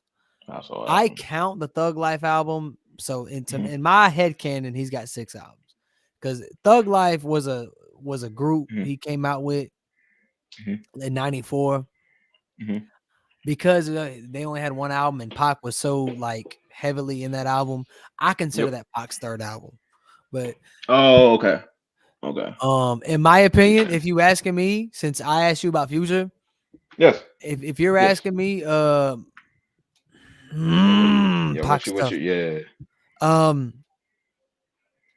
I so badly want to go against the grain and not have All Eyes on Me number 1 because I feel like that's the casuals' favorite album, and it doesn't sound as nerdy if you pick All Eyes, but but at the same time, I can't front. I've never listened to a double album that has so much. Life After Death is close, but most double albums have a lot of filler. Like, All Eyes on Me is the closest thing to, and it has filler too, but it's the closest double album I've ever heard. Life After Death is close to that too, but especially All Eyes, that just sounds like, damn, there ain't a lot of filler on this. Like even songs that I didn't like the first time I was listening to the album, I've liked later. Like, so I would really hate. I wish J-Rock was here because J-Rock's a huge Pac fan. Yeah. But I almost feel dirty doing this without him. But All Eyes would be number 1 just because I can't front on the quality on that album. It's crazy that he did all of that. It's crazy that he recorded Ambitions, California Love, Holla at Me, Picture Me Rolling, 2 of America's Most Wanted, Can't See Me, Trading War Stories, Thug Passion, How Do You Want It, Oh my God, this is all from the same album. That is insane. The more I talk, the more like I'm talking myself into like that's the right choice. What's your phone number? It's so many good shit. Yeah, All Eyes is number one. All Eyes is number one. Yeah. I'm not the artsy fartsy guy that says no, it's me against the world, or no, it's Tupacalypse Now. All Eyes, you can't fuck with All Eyes. You can't fuck with it. The fact that he did that much. No wonder he made it a double album. He had so much fucking crack on it. He had to make it a double album. So All Eyes is number one. All Eyes. Okay. I would make the Illuminati album number two. Okay. I used to really, really, really want to put Me Against the World number two, because Me Against the World is a better message. Me Against the World has ignorant shit on it. Me Against the World has thuggish and aggressive content, but it also has a lot more nuance and a lot more positive things. So I want to give Me Against the World. I don't want to give the Toxic album that led to his downfall number two, but I'm sorry, he was fucking killing it.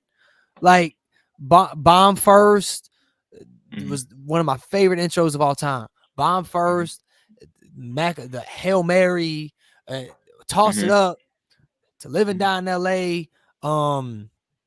Me and My Girlfriend is so fucking hard.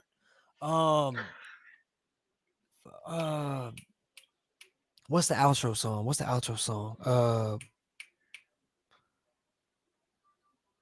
Against All Odds. Oh my God. Wait, this little name Nas, think he live like me. Talk about he left the hospital, took fire like me. I live in fantasies. I rejected deposit. We shook Dre punk ass. Now he out of the closet. Now I feel like Pac was beefing with too many people. I feel like if he lived long enough, he would have squashed like over half of that shit. So sometimes, like when I'm hearing him diss Dre, it's a sting to me. When I hear him diss Nas, it stings. But like, it's whatever, man. It's tough. Yeah. So many good records on that. So yeah, Illuminati is crazy, and the fact that he made all that shit in 7 days is amazing. So Illuminati is number two. Me Against the World is number three. It's number three because as good as the other records are, the production on Me Against the World is head and shoulders better. And Me Against the World has classics. Me Against the World has Dear Mama. Me Against the World's got Can You Get Away, and If I Die Tonight, and I love Fuck the World. Outlaw. Oh my God, Outlaw is so good. There's some songs I don't care about too much. There's Young Ninjas. Yo, you're hilarious. You're hilarious. It's a great message. It's a dope message. I fuck with it. Sonically, I can live without it. That's the best I could do, Jay. I'm sorry. Old School is a wonderful tradition. I mean, it's a wonderful tribute, but I mean, it's not. It doesn't have a lot of replayable appeal to me. There's some songs on there that just bonker the album down that have a good message, and it doesn't sound as good. But like, it's a great album. Like it's fantastic. A mid pocket, but I shouldn't say mid. Me Against the World is far from mid, but it's in the middle of my list. So but a middle of the list Pac album is head and shoulders over most albums. Number 4 would be Tupacalypse Now. I got that behind me. It's his debut album. Yep. So his thing about Tupacalypse Now, bro, when I first heard Tupacalypse Now, I was expecting to not like it. I will not like it. I was expecting to, because I knew how old it was. I knew the production was going to be bare bones. So I was expecting to like, all right, listen to it on a curve, So I was blown away by it. And when Strictly for My Ninjas came out, not when it came out, but when I got the Strictly for My Ninjas album, which was his follow-up album, I usually call it the Strictly album, but I figured I'd just keep up with that is so hilarious. I figured just keep up with what I already started. I was expecting to like Strictly more, but honestly, No, I think Turnbuckles. Turntables is head and shoulders better than the Strictly album. Okay. Strictly has more classics on it, but you know, Mhm. Strictly's got Keep Your Head Up. Strictly's got I Get Around. So just based off Keep the strength off of those two singles, I thought, keep if keep I your really head like, up. if I really like Turnbuckles now, I'm gonna love Strictly. Nah, like Turnbuckles grabbed me the first time I heard it. The young black male intro, the soul return, all he wanted to be a soldier like me, words of wisdom. It's a different type of pop. It's a very conscious pop. It's the most Black Panther rooted pop. You know what I mean? It's before he really adapted the thug life. Yeah, I don't want to say persona, because I really feel like that was really a part of him. I know a lot of that people was try really to, pop. but it's before he really got hardened by that. You know what I mean? I feel Yeah. like when he got shot, I think it changed him. But Yeah. the first time. Yeah. But Turnbuckles now, I have a soft spot in my heart. That's why I have it behind me. I know I ranked it 4, but I mean that's just because you can't fuck with that 3 album run he had later. But Turnbuckles now is incredible. I absolutely adore that album. And right after that would be I would put Thug Life there, but if you don't want to count that album, I'd put Strictly at last. And Strictly has really good stuff on it. I love Papa's song. I love, I Get Around and the title track, and there's Return of the Soldiers hard. He's got a song with Ice Cube and Ice-T on that album that's really good. But it's, I don't know. To me, the production on that album is whacker than the production on Turnbuckles. I can't get with the dated production on it like I can Turnbuckles, even though it's like 2 years newer. But I don't know. Like I could live without Strictly. Give me 3 or 4 songs off the Strictly album and I'm good. But that'd be my ranking on the Pac albums. I was probably way too long-winded. Oh no, you're good. No, I'm definitely. But whatever. I'm gonna segment that up.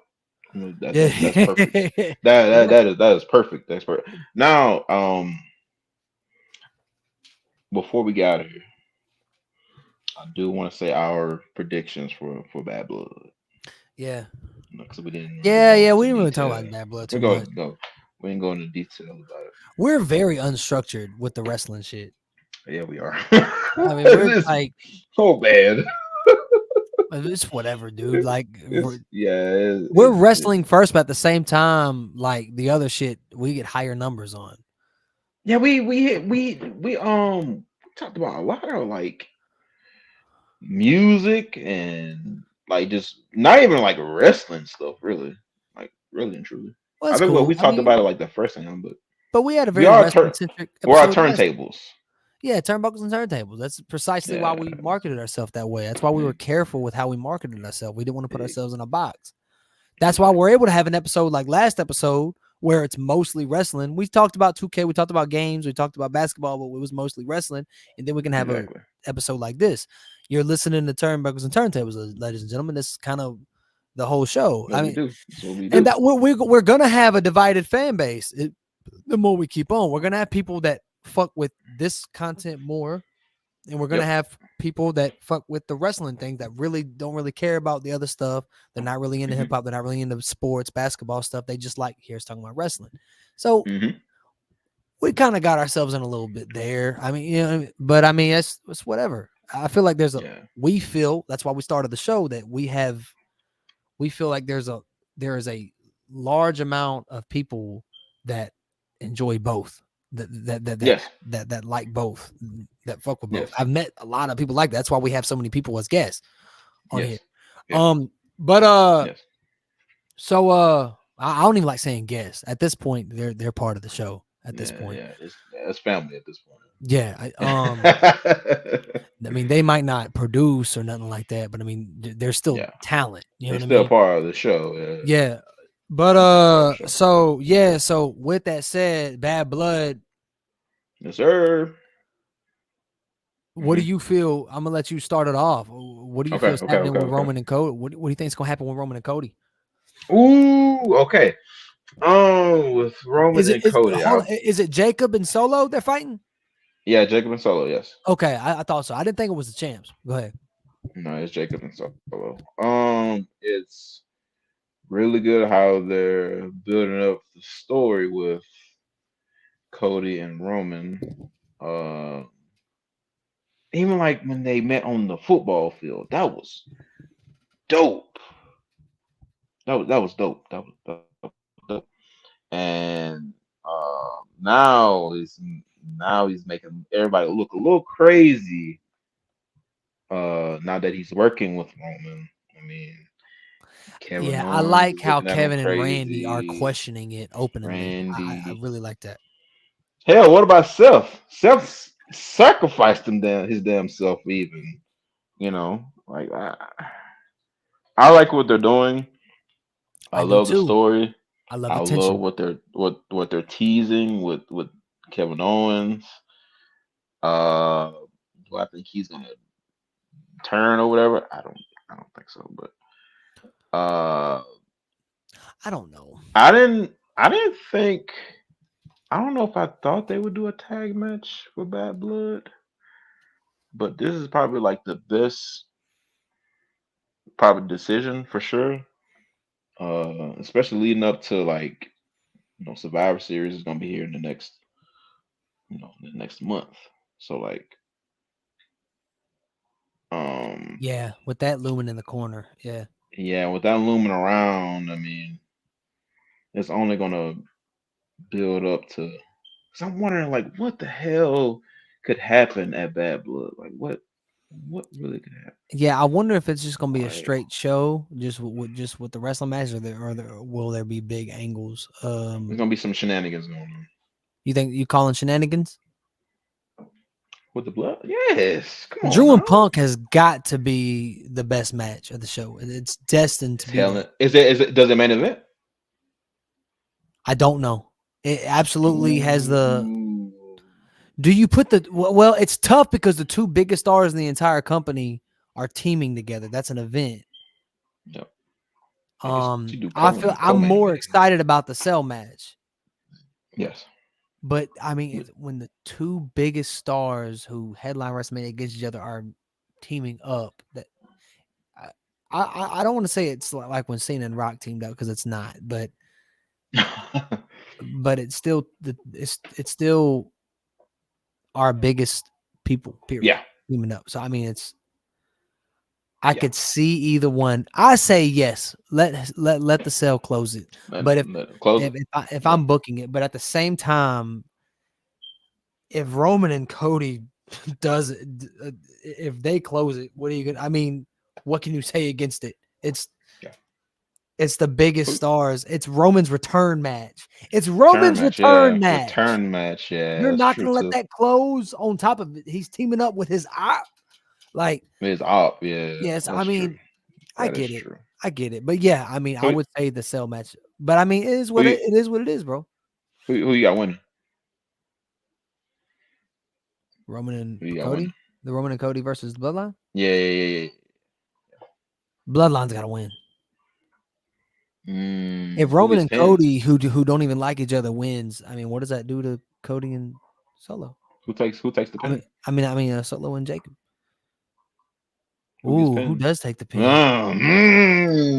Because Solo needs to be protected because it's already hard enough for some people to take him serious as that guy. If he eats a pin, that's even more so. Yeah. Like he's a cosplayer. I'm not saying he is, but that's what a lot of people it's hard for them to see any other way. Cosplayer. But yeah.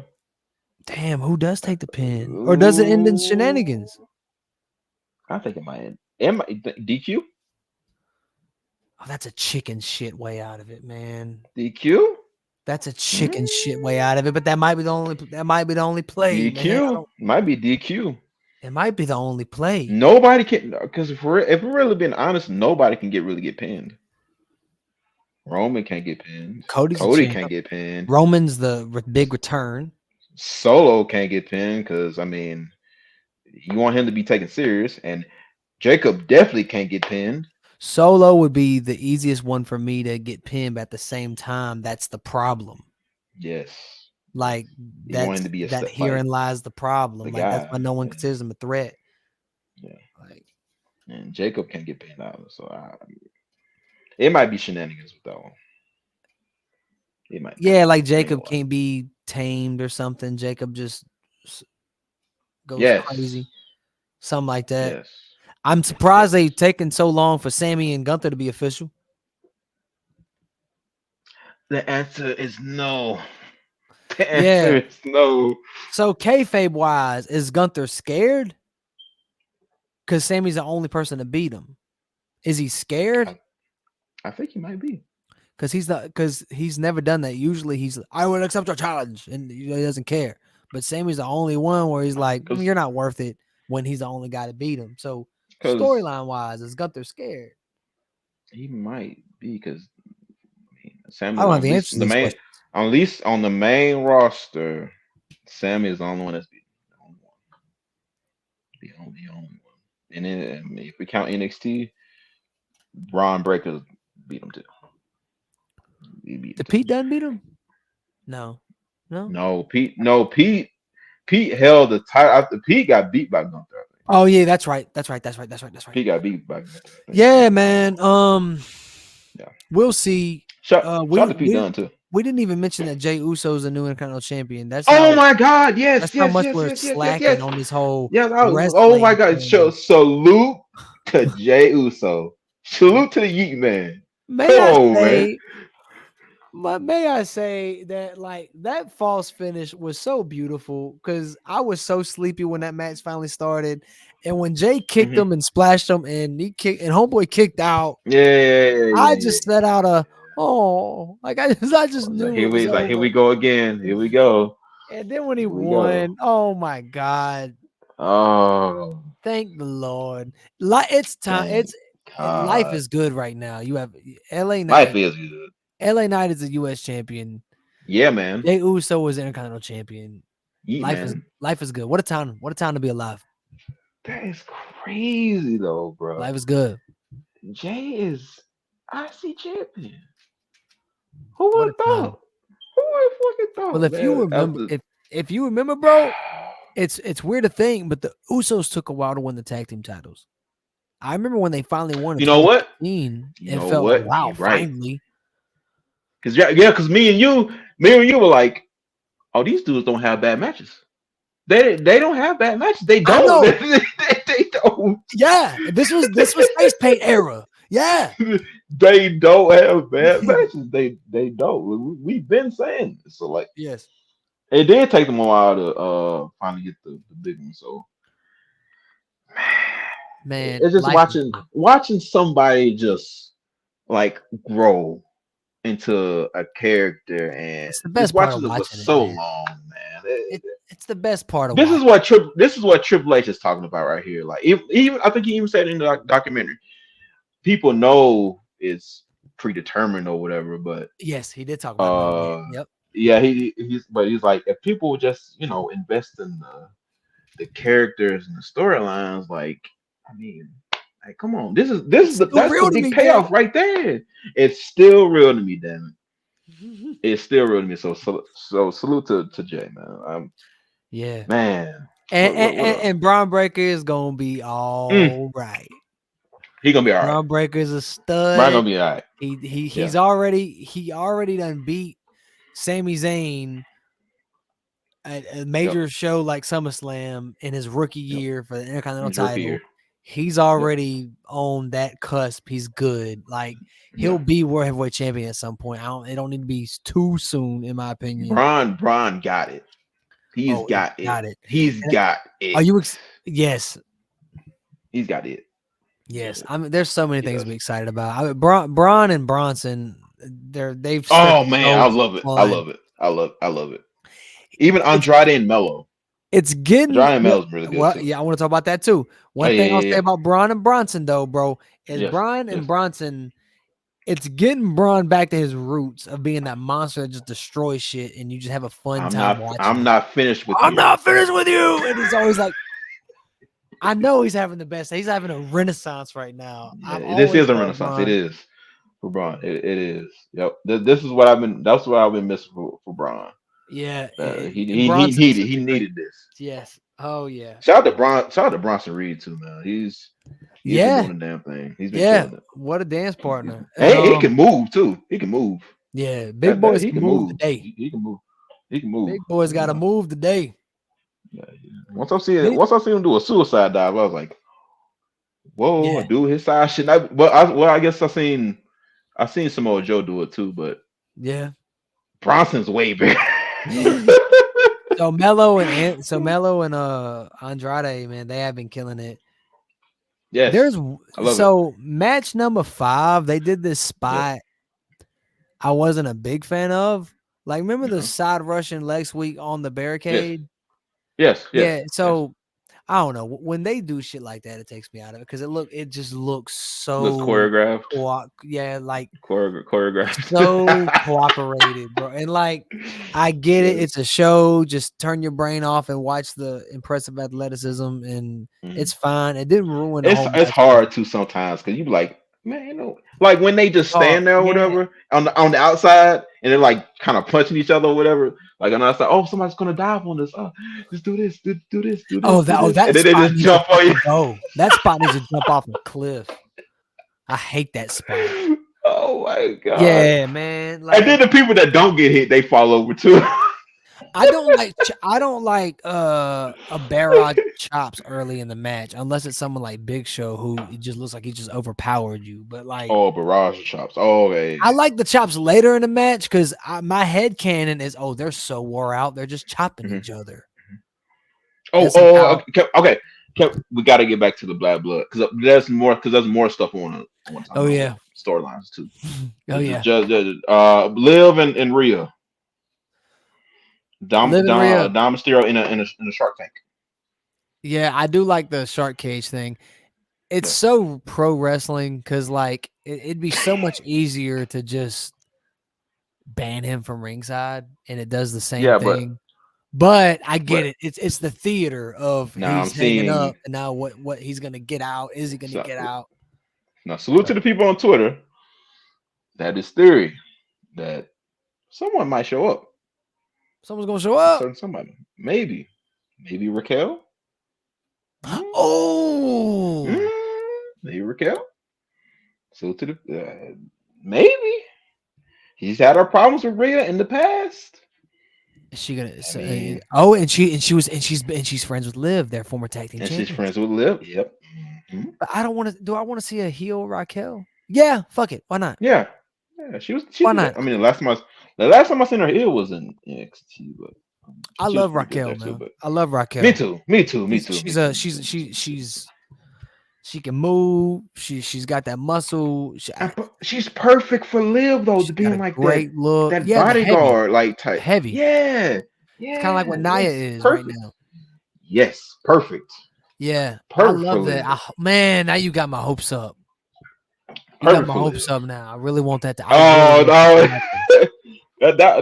I'm hoping it happens. Damn you. Yeah. Rhea. If Rhea wins, I'm happy for Rhea. But I would like Liv to continue her reign. I'd like for Rhea to chase a little bit more. Liv wins. I think Liv wins. Do shenanigans. Shenanigans. Yeah. Priest and Finn Balor. Priest has it's going to be a really good match. Priest wins. I mean, I could see Finn Balor winning like through shenanigans. This is just called the pay-per-view shenanigans. But shenanigans, this is shenanigans pay-per-view. Yeah. But that'd be that's a dope. I don't care what you say. That's a dope pay-per-view name. If y'all do that, remember where y'all heard it from. Shenanigans. Shenanigans. I would okay. There is judgmental people watching right now saying that's lame. Like y'all ain't seen lamer pay-per-view names. Oh yeah, was it Balls of Fire? Balls of Fire. Stomping Grounds. We ain't gonna pretend that's like whack or that's F tier. Like no. Oh my god, shenanigans! I'm with that. I'm with the shenanigans. I'm with it. I think Damien Damn, I'm with the shenanigans too. Yeah, I'm with it. Yeah, you could put that in the Yeah, promo. yeah. Like, Put it in there. yeah. I think Priest wins too. Minus any shenanigans, maybe. Hope but I think he wins. I think Yep. Nia, and Bailey. I think Nia retains. Nia needs to keep her But, shit. but, Why but, is Nia? but you already know what Why I'm about to is bring Nia up. doing? Why? Yeah, She's supposed to be trying to kiss her ass. Why is she trying to intimidate Tiffany? It don't make no sense. I don't know why she's doing that. You even said that during the whole celebration thing too. You said the same exact thing like that. Yeah, she's grabbing her by why the they neck doing now. this? She gonna beat you upside the head with that damn briefcase when you're not looking. Mm-hmm. Don't make, like, we already know that might happen already, or it's gonna happen, but you poking the bear. Mm-hmm. I mean, if you're gonna do that, just take her out. I mean, I never condone injury, but like, yeah, if that's the route you're taking, just be the first one to say, you know what, you ain't cashing in shit, and just injure her. Beat the piss I mean, out I of don't her. want that. I don't want that to happen in storyline or in real life, but just psyche wise, like I don't understand the psyche of poking it. Tiff, man, I love Tiffany. Tiffany is gonna end up being the biggest. Probably, I understand she's a heel. I get it. Oh, she's gonna be a fan favorite just but because she's of gonna be her look and her moves alone. I can't wait. There's one person I can't. There's one person I want to see her face. I want to see her. She ain't back. She ain't back yet. I want to see her and Bianca. Her and Charlotte. Yeah, her and Charlotte. Oh, her and Charlotte. Yeah, her and Charlotte. Her and Charlotte. Her and Charlotte. Her and Bianca too. Yeah. Oh my god. Just the athleticism. Yeah. I think Nia retains. They're kind of. Let me say character wise, they kind of hit a wall with Bailey. I don't know what the fuck. We've talked about this before, they're bro. doing. I just don't know. I'm telling you why, bro. She's just I'm nice Bailey now. That's it. I'm Bailey and nice. She's not the huggable Bailey. She's not the role model Bailey. She says she's a role model. I might have said this on the show before, but I'll repeat it. That's a heel ass shit to say. The role model, yep. The role model. You said this, yep, you did. Yep. Like that's not what a babyface says. You know how unlikable it is to call yourself a role model? It's one thing to say, I have the responsibility of a role model, but I'm the role model. That's something that rubs you the wrong way. That's not a babyface nickname. Why are they still going with that? Why does she have that lame ass music? Why, like, I don't yeah. I get it. You never want to go backwards. It's like I'm the huggy bear again. Like I get it, but like this ain't working. This ain't working. It's not working. And shit, unless they turn her heel again, which I still say, I don't care. I know it ain't showing right now. I think she's a better babyface than the heel, in my opinion. But because it's more genuine. Her babyface work is more genuine. But this ain't it. This is terrible. What do you think they do with Naomi? Because I think Naomi's hit a wall too. Yeah, I don't know. I think the Glow character is a cool entrance, and I think it's always gonna. I think she'll always have a place. She'll always be the one. And she still has connection with the crowd. And everything. She has a fan base. You see them on Twitter and shit. She got stands. Yeah. I don't, because if you remember, the Glow character itself was a rework, and when she finally when she debuted, it was like, oh man, this is gonna catch on. I don't know. I know she's got to be tired of reinventing herself. She's been Glow for close to 10 years now. I don't know. She's been heel once. Has it been almost 10 years? Damn, man. 2016. So it's been 8 years. Oh my lord. Jesus. Oh yeah, that's what she won the title in 2017. I don't know, bro. It's tough because she has a great moveset. I mean, the competition is so stiff. It's so stiff. With all the characters and all the and the, but she still sticks out though. She does stick out, and her fan base is going to help her do that. I'm included in that fan base. I I don't know. A fresh coat of paint wouldn't hurt. I don't know. I'm sure she has a great imagination. Hopefully she can come up with something. Do you do a heel turn? I don't know. Her last heel turn, she had some good promos in her last heel turn, but it wasn't much. I really didn't appreciate it. I didn't like her heel run last time. I really didn't. Mm-hmm.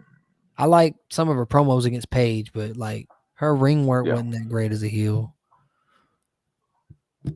Yeah, with her ring, it might have to. I think she needs that RVD-esque moveset. It is RVD-esque, isn't it? I think she needs it. She proved she needs it when she stripped it away. She needs that. It sets her apart.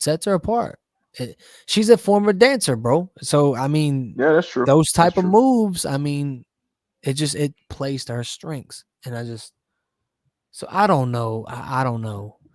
She should get rid of the creative entrance that sets her apart. That's a weird take, but that seems to be the take a lot of people are having. But really, wow.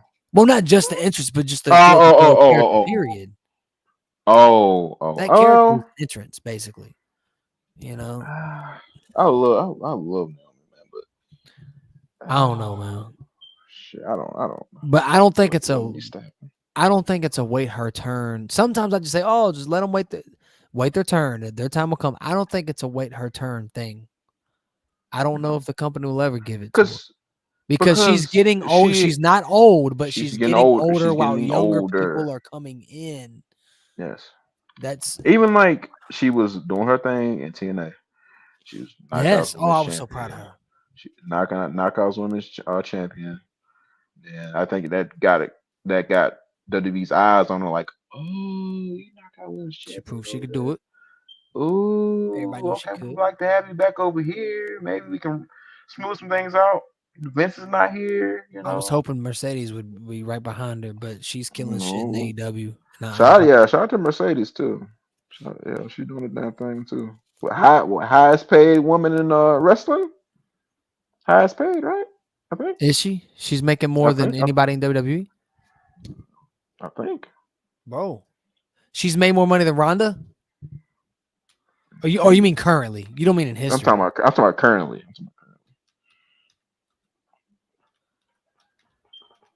I think she's doing her thing over there. I'm looking that up. Hold on. That shit crazy. Mercedes Moné addresses report she's the highest paid woman in wrestling. Well, if I'm asked that, I'm saying yes, because that works with her character, the CEO. Money changes everything. CEO. Making the most important. I think the CEO name is better than the boss. I'm going to say it. She is CEO. Yeah, I think CEO is a better nickname. She is a CEO. She is. Shout out to Mercedes. And who you got for Punk and Drew? I hope so. I would like to think so. I don't know other people's bank accounts, but I like that title. Ooh. I definitely want to make more. I am. I don't want to say it's crazy. It's beautifully deserved and earned, and it's something that I worked so hard for such a long time. Okay, so she's being coy. I think she might be the highest in the AEW, probably. Oh yeah. I think she might be the highest for sure. Which you know what? I'm glad it's going to someone. At least women wise. Yeah. I think so. I think so. I mean, shout out to the women over there. Yeah, I really hope she proves people wrong, because I know her promo game isn't the best. But it's not the best. It's weird. It never was the best. This isn't a new thing. No. We talked. Yeah. Hold on. I'm making it. I'm making your job really hard, because we talk. Oh no, you're good. We'll keep. I would like to talk about Mercedes and her promo skills. But we'll keep up with the bad blood thing. We'll keep that going. Oh yeah. Drew and Punk. Who is the winner in that? Punk wins that. No, Drew wins that. Oh. I'm good either way. I'm not gonna be mad. But if I had to predict, maybe Punk puts Drew over. I feel like when whoever wins this is going for the championship after that. They're going for the championship. Well, do you do Drew versus Gunther? Again, You definitely do Punk versus Gunther, especially at a match like Survivor Series, because that's a big match. that's a big match. That's a big match too. I could see Punk winning in that aspect. Gunther versus Punk. I don't think Drew losing does anything to his status. I think Drew stays a big name. He just lost a Hall of Famer. Oh no. Oh no. Yeah, but yeah. I think Punk might probably does win. Honestly. And then we probably get Punk and Gunther. What else? What else is going on? Drew, the New Day. The New Day. That's not having a bad blood, is it? Oh no, well not. Well, I think that's it, really. Okay, I mean, cool, I guess besides Jade and Bianca hosting, I mean, I think that's cool. That is cool. I mean, anytime someone hosts a pay-per-view in wrestling, it's like, well, they're not going to do much. They're going to come out and say, "Welcome to insert name here," and they might have some special guests. They'll do some backstage segments, and then they'll come out and announce the special guests. Announce the attendance. I hope so. In ATL, I hope so. It's probably gonna be Future and Metro. Probably. Yeah, ATL Jacob be a fucking million. Yep. Yeah. And then, with the New Day. Yeah, I like how they're dragging it out. Yeah. It makes me wonder where they're going. Like, damn, is Xavier gonna be the one to turn? Oh. They real deal used Final Testament as a vehicle. They're not even like no one's even going to that group. It was just that's like Final Testament's thing. They're doing the same thing to Miz now. Shout the cross, man. Yeah, Cross is just a shit stirrer. That's his character. He just stirs shit. He got no business to own. You got no business to own. I wouldn't do that. The fucking you gonna let him talk to you like that ass? Oh, you gonna let him talk to you like that? Yeah, right. One of the god kids in school is just stirring shit up. Yeah, Ray versus Xavier Woods. Oh yeah. That might be good. I don't want to talk too much about that because by the time this come out, the match will have already happened. That might already. Oh yeah. That's true. That's true. What by the time people hear it, it'll already happen. But but yeah, bro. Yeah, because we don't really even like. Keeps me on my toes. We don't even touch on like the the current state of like. I feel like we don't really touch on Raw, and we don't really do Raw. Well, from the start of this show, from the very start of the show, I kind of wanted to veer because I felt like we could easily fall into the trap of this show strictly just being Raw and SmackDown reviews. Like we could easily just fall into the trap. Every week, all we do is a talk. We review Raw, we review SmackDown. We do a few like rumor reports or whatever, and then like, oh, that's an hour and a half. So I never wanted to fall in the trap. I never wanted to fall in the trap of just being a review show. Yes. So that's kind of by design. But I mean, when major things happen on Raw and SmackDown, I do want to talk about it. But yeah, man. AJ Styles SmackDown's been on too. SmackDown been on a tear. That SmackDown's been on a tear since coming back to USA. I hate that it's gonna get boggled down with the 3-hour bullshit, but especially if they move it away from Friday, which I could see them doing eventually. Yeah. Why would USA's not going to get the same ratings that a Fox is going to get? They're like, oh, we'll get a better rating on Thursday, which they will, but it's going to make what? Now we're going to have 2 shows that are 3 hours on a work night. It's tough. Oh my God. If they do that, if it stayed 2 hours, I'd love for it to go to Thursday, but if it's going to be 3 hours, just keep it on Friday. But yeah, man, AJ coming back is more than welcome. Yeah, he's. I want to see that tour. I want to see that. I don't want to say retirement tour because that's what Cena's doing, but I know he ain't got too much longer, and I really want to just appreciate the matches we get from him. AJ's 47 years old, and he's older than Cena. Yeah, he's over Cena. So like And Cena's having his retirement tour next year. Yeah, but AJ ain't washed. Yeah, that's one thing. Well, we had a whole segment about AJ being washed. Yeah, apparently shout out Adrian. to Adrian. Yeah, he thinks AJ's fucking washed. I don't know why. I still don't think I rewatched that the other day. I was like, I can't believe what is this dude talking about? Well, he didn't say he's washed. He posed the question. Oh yeah. But yeah, still, I don't think. Yeah, Adrian, you ain't been on the show in a while, so we're gonna take the time to bury you every time you're not here. Yep. Adrian sucks. Now I'm just fucking. Oh, is that Kofi and Gable? Kofi and Gable. Oh, as we're recording. By the time y'all listen, y'all have already seen it. That's gonna be great. I wonder if Xavier's gonna interfere.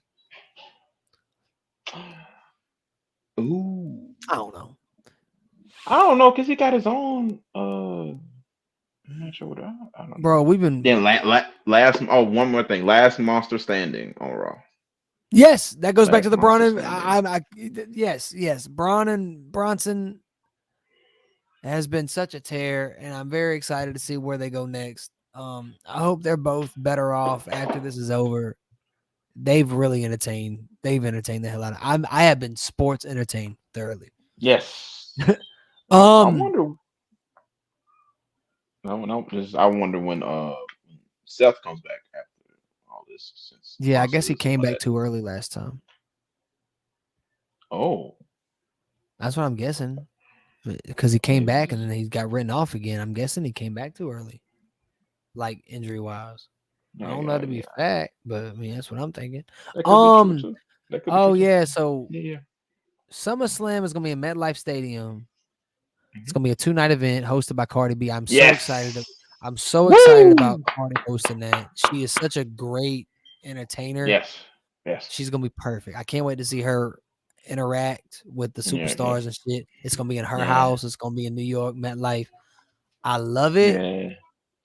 My question with this SummerSlam, they insist on SummerSlam being a stadium show. Mm-hmm. But bro, like the last 2-3 years that they've had done SummerSlam in a stadium, they haven't been able to fill the stadium.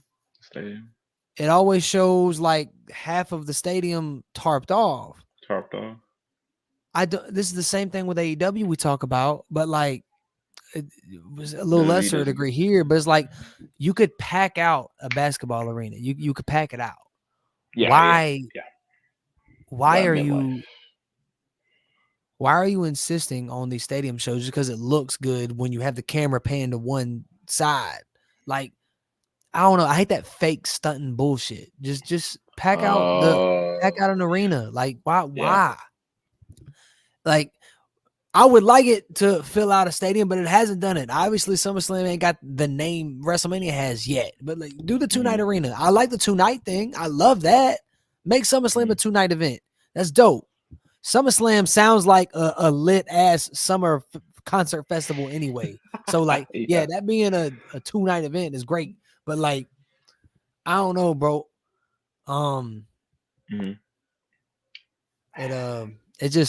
It's crazy. It's crazy to me. I feel what you're saying. And MetLife is a big ass stadium. Yeah. MetLife is a big stadium. Like, why are they setting themselves up for that? I would love it if a year from now they sell that bitch out 2 nights in a row. But like, they weren't able to do that this year. They weren't able to do that last year. They weren't able to do that the year before that. Like Cleveland, Nashville. I can't remember the other cities. Like it sounds silly to me that they do that. SummerSlam's not a stadium show.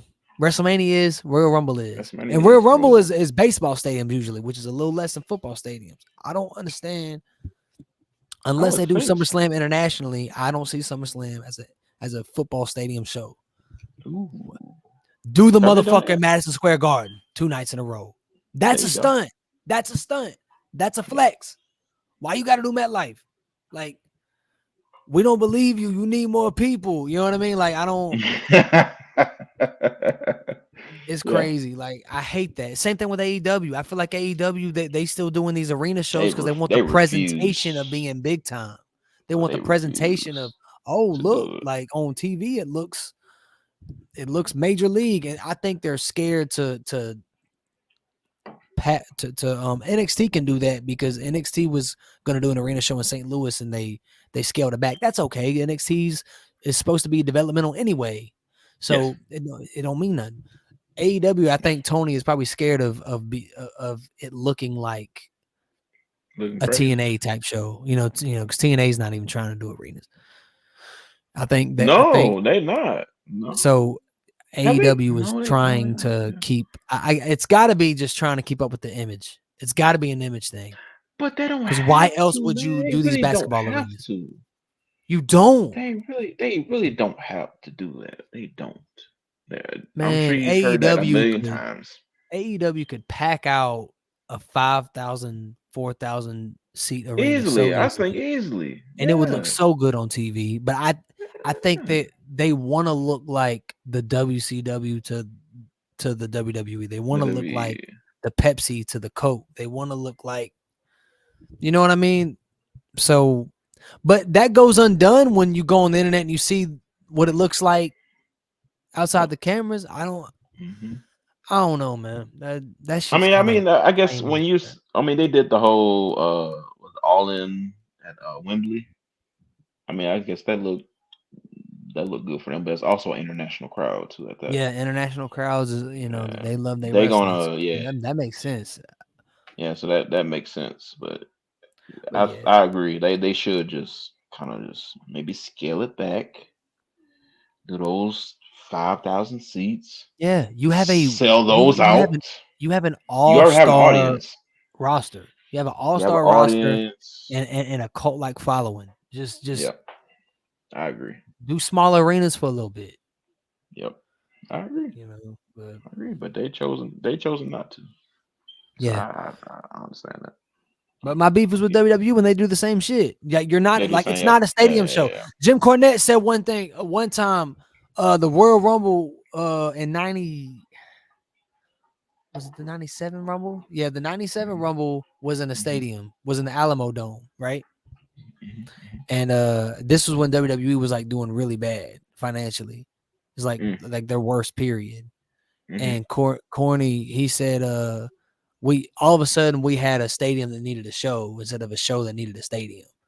And it's silly. It's silly when you do that. You know what I mean? Could you imagine a rapper renting out MetLife Stadium and only and 10,000 people showed up, 15,000 people showed up? It's like, damn, bro, you could have saved money and just rented Barclays or something, and you would have a sold out crowd. That's people like would clown the fuck out of him. You know what I mean? That's like some rappers now. Yeah. Yeah, on that note. We're gonna call it. We were gonna call it, man. You know what I'm saying? There's some rappers now that ain't, Yeah.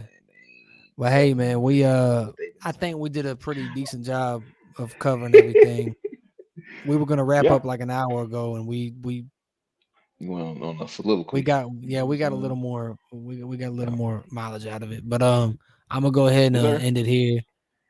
Shout out to J Rock. I don't know where he went. Shout out to J Rock. Shout out to the guys, man. Shout out to the guys.